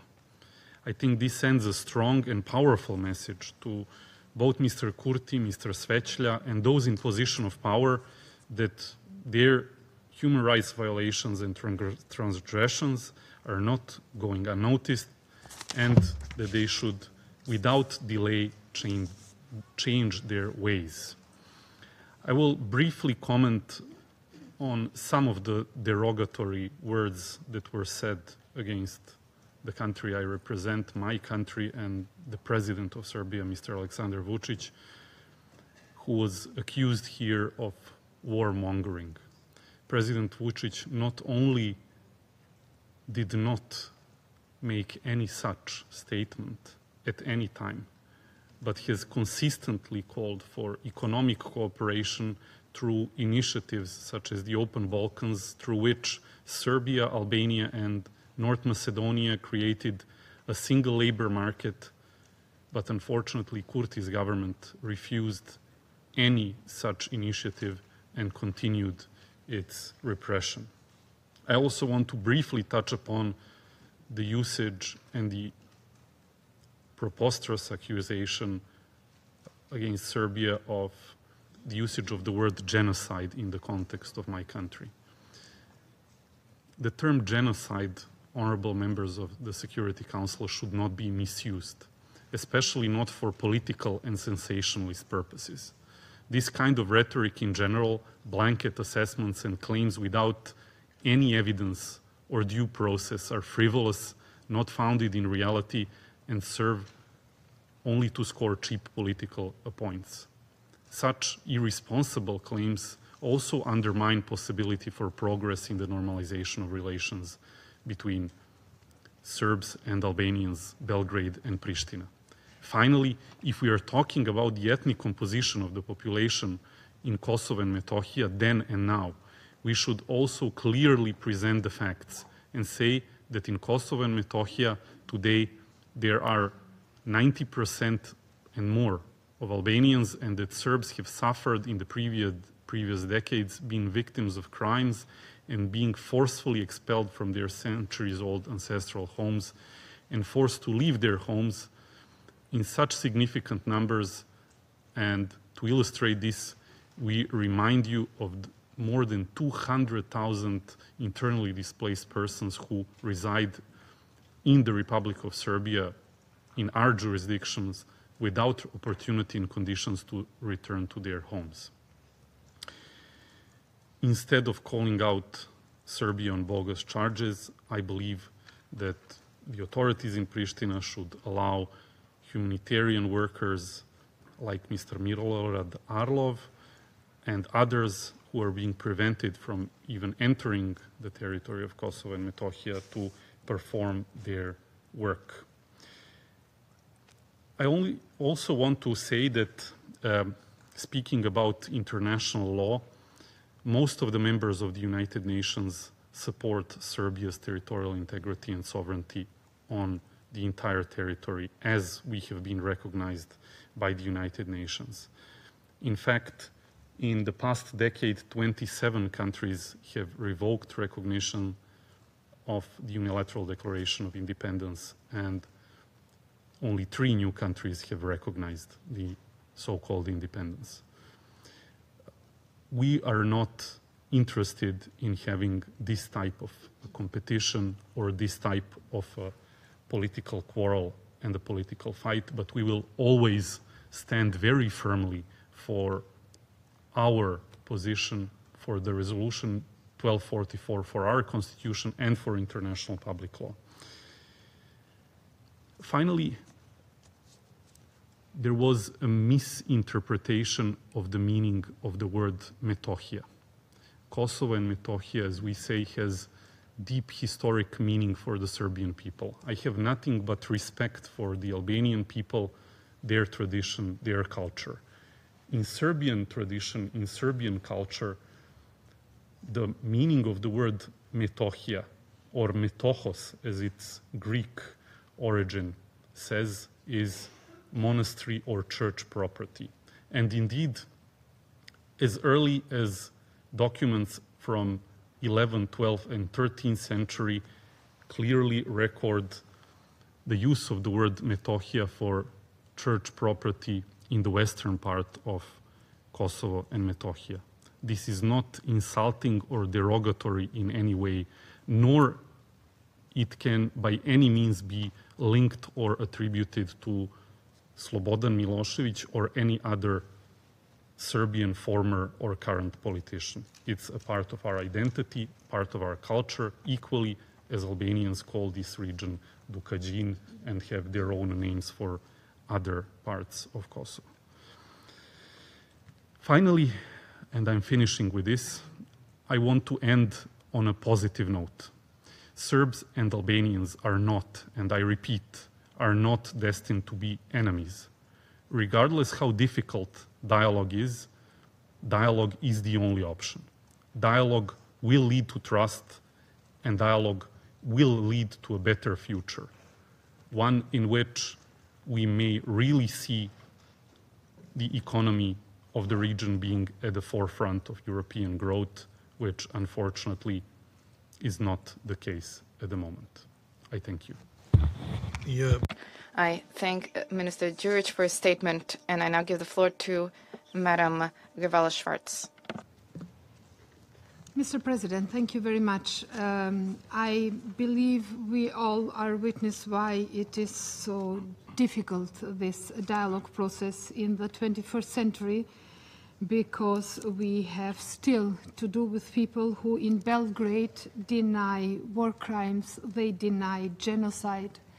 They celebrate war criminals as heroes, and they do this in presence of people who are old enough to know exactly about what happened in the 90s, not only in my country. Just a second about Kosovo and Metohiji, and yes, it is an expression of hegemonic aspirations. Why?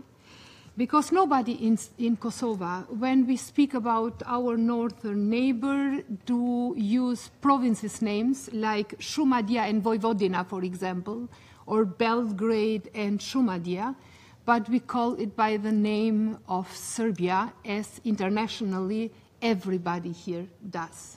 So when you hear somebody talking about Kosovo and Metohiji, believe me, you have in front of you fans and supporters of the old ideology of Slobodan Milošević. But I will not comment very long because it would take a whole day to dismantle this kind of propaganda and lies. I want to stress that once again that Banjska was not an incident. Banjska was an act of open aggression of Serbia, of the state of Serbia, against a neighboring country, against the Republic of Kosovo. Impunity followed. The attack on our critical infrastructure in November last year was not an incident. It was a kinetic attack of Serbia against a neighboring country, against the Republic of Kosovo.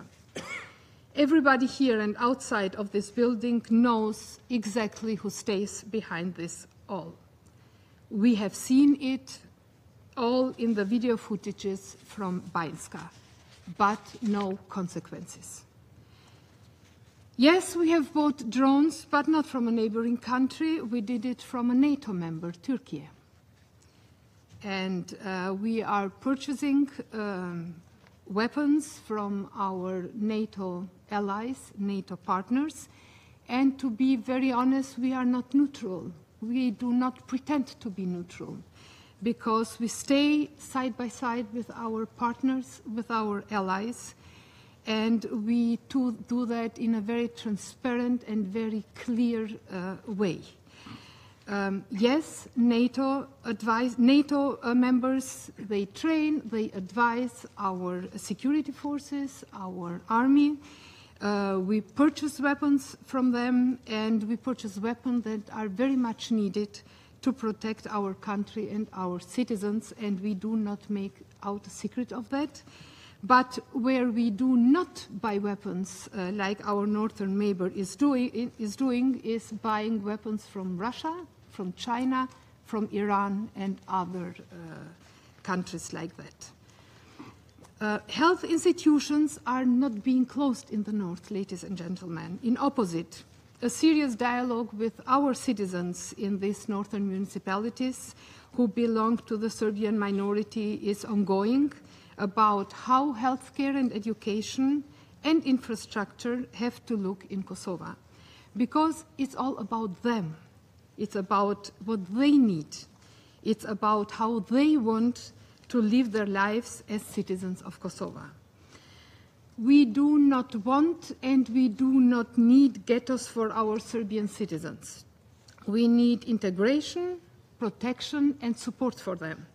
And as a responsible government, we are taking serious actions in securing that.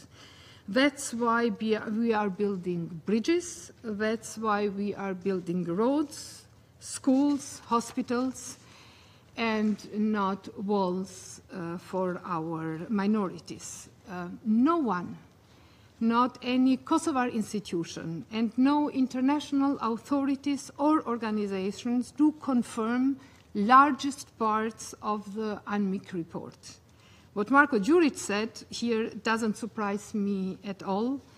And for those who were following in the late 80s of the last century what happened in Yugoslavia, they will be reminded that exactly this way, with this language, Milošević prepared the 4 wars he waged in the 90s against Slovenia, against Croatia, against Bosnia, and against Kosovo. Let me repeat my invitation to this distinguished body, the UN Security Council, to visit Kosovo, to talk to citizens of Kosovo in the northern, southern, western, eastern parts of our country. I invite you to come and to talk to whom you want. And I invite you to become witness of the incredible story and progress Kosovo has made with the indispensable help and support of friends, partners, and allies. Visit Kosovo, talk to everybody you like, make up your mind, and become witness of the incredible success story of international engagement. Thank you.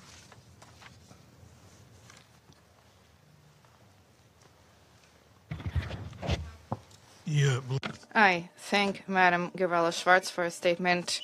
There are no more lists inscribed on the list of speakers. The meeting stands adjourned.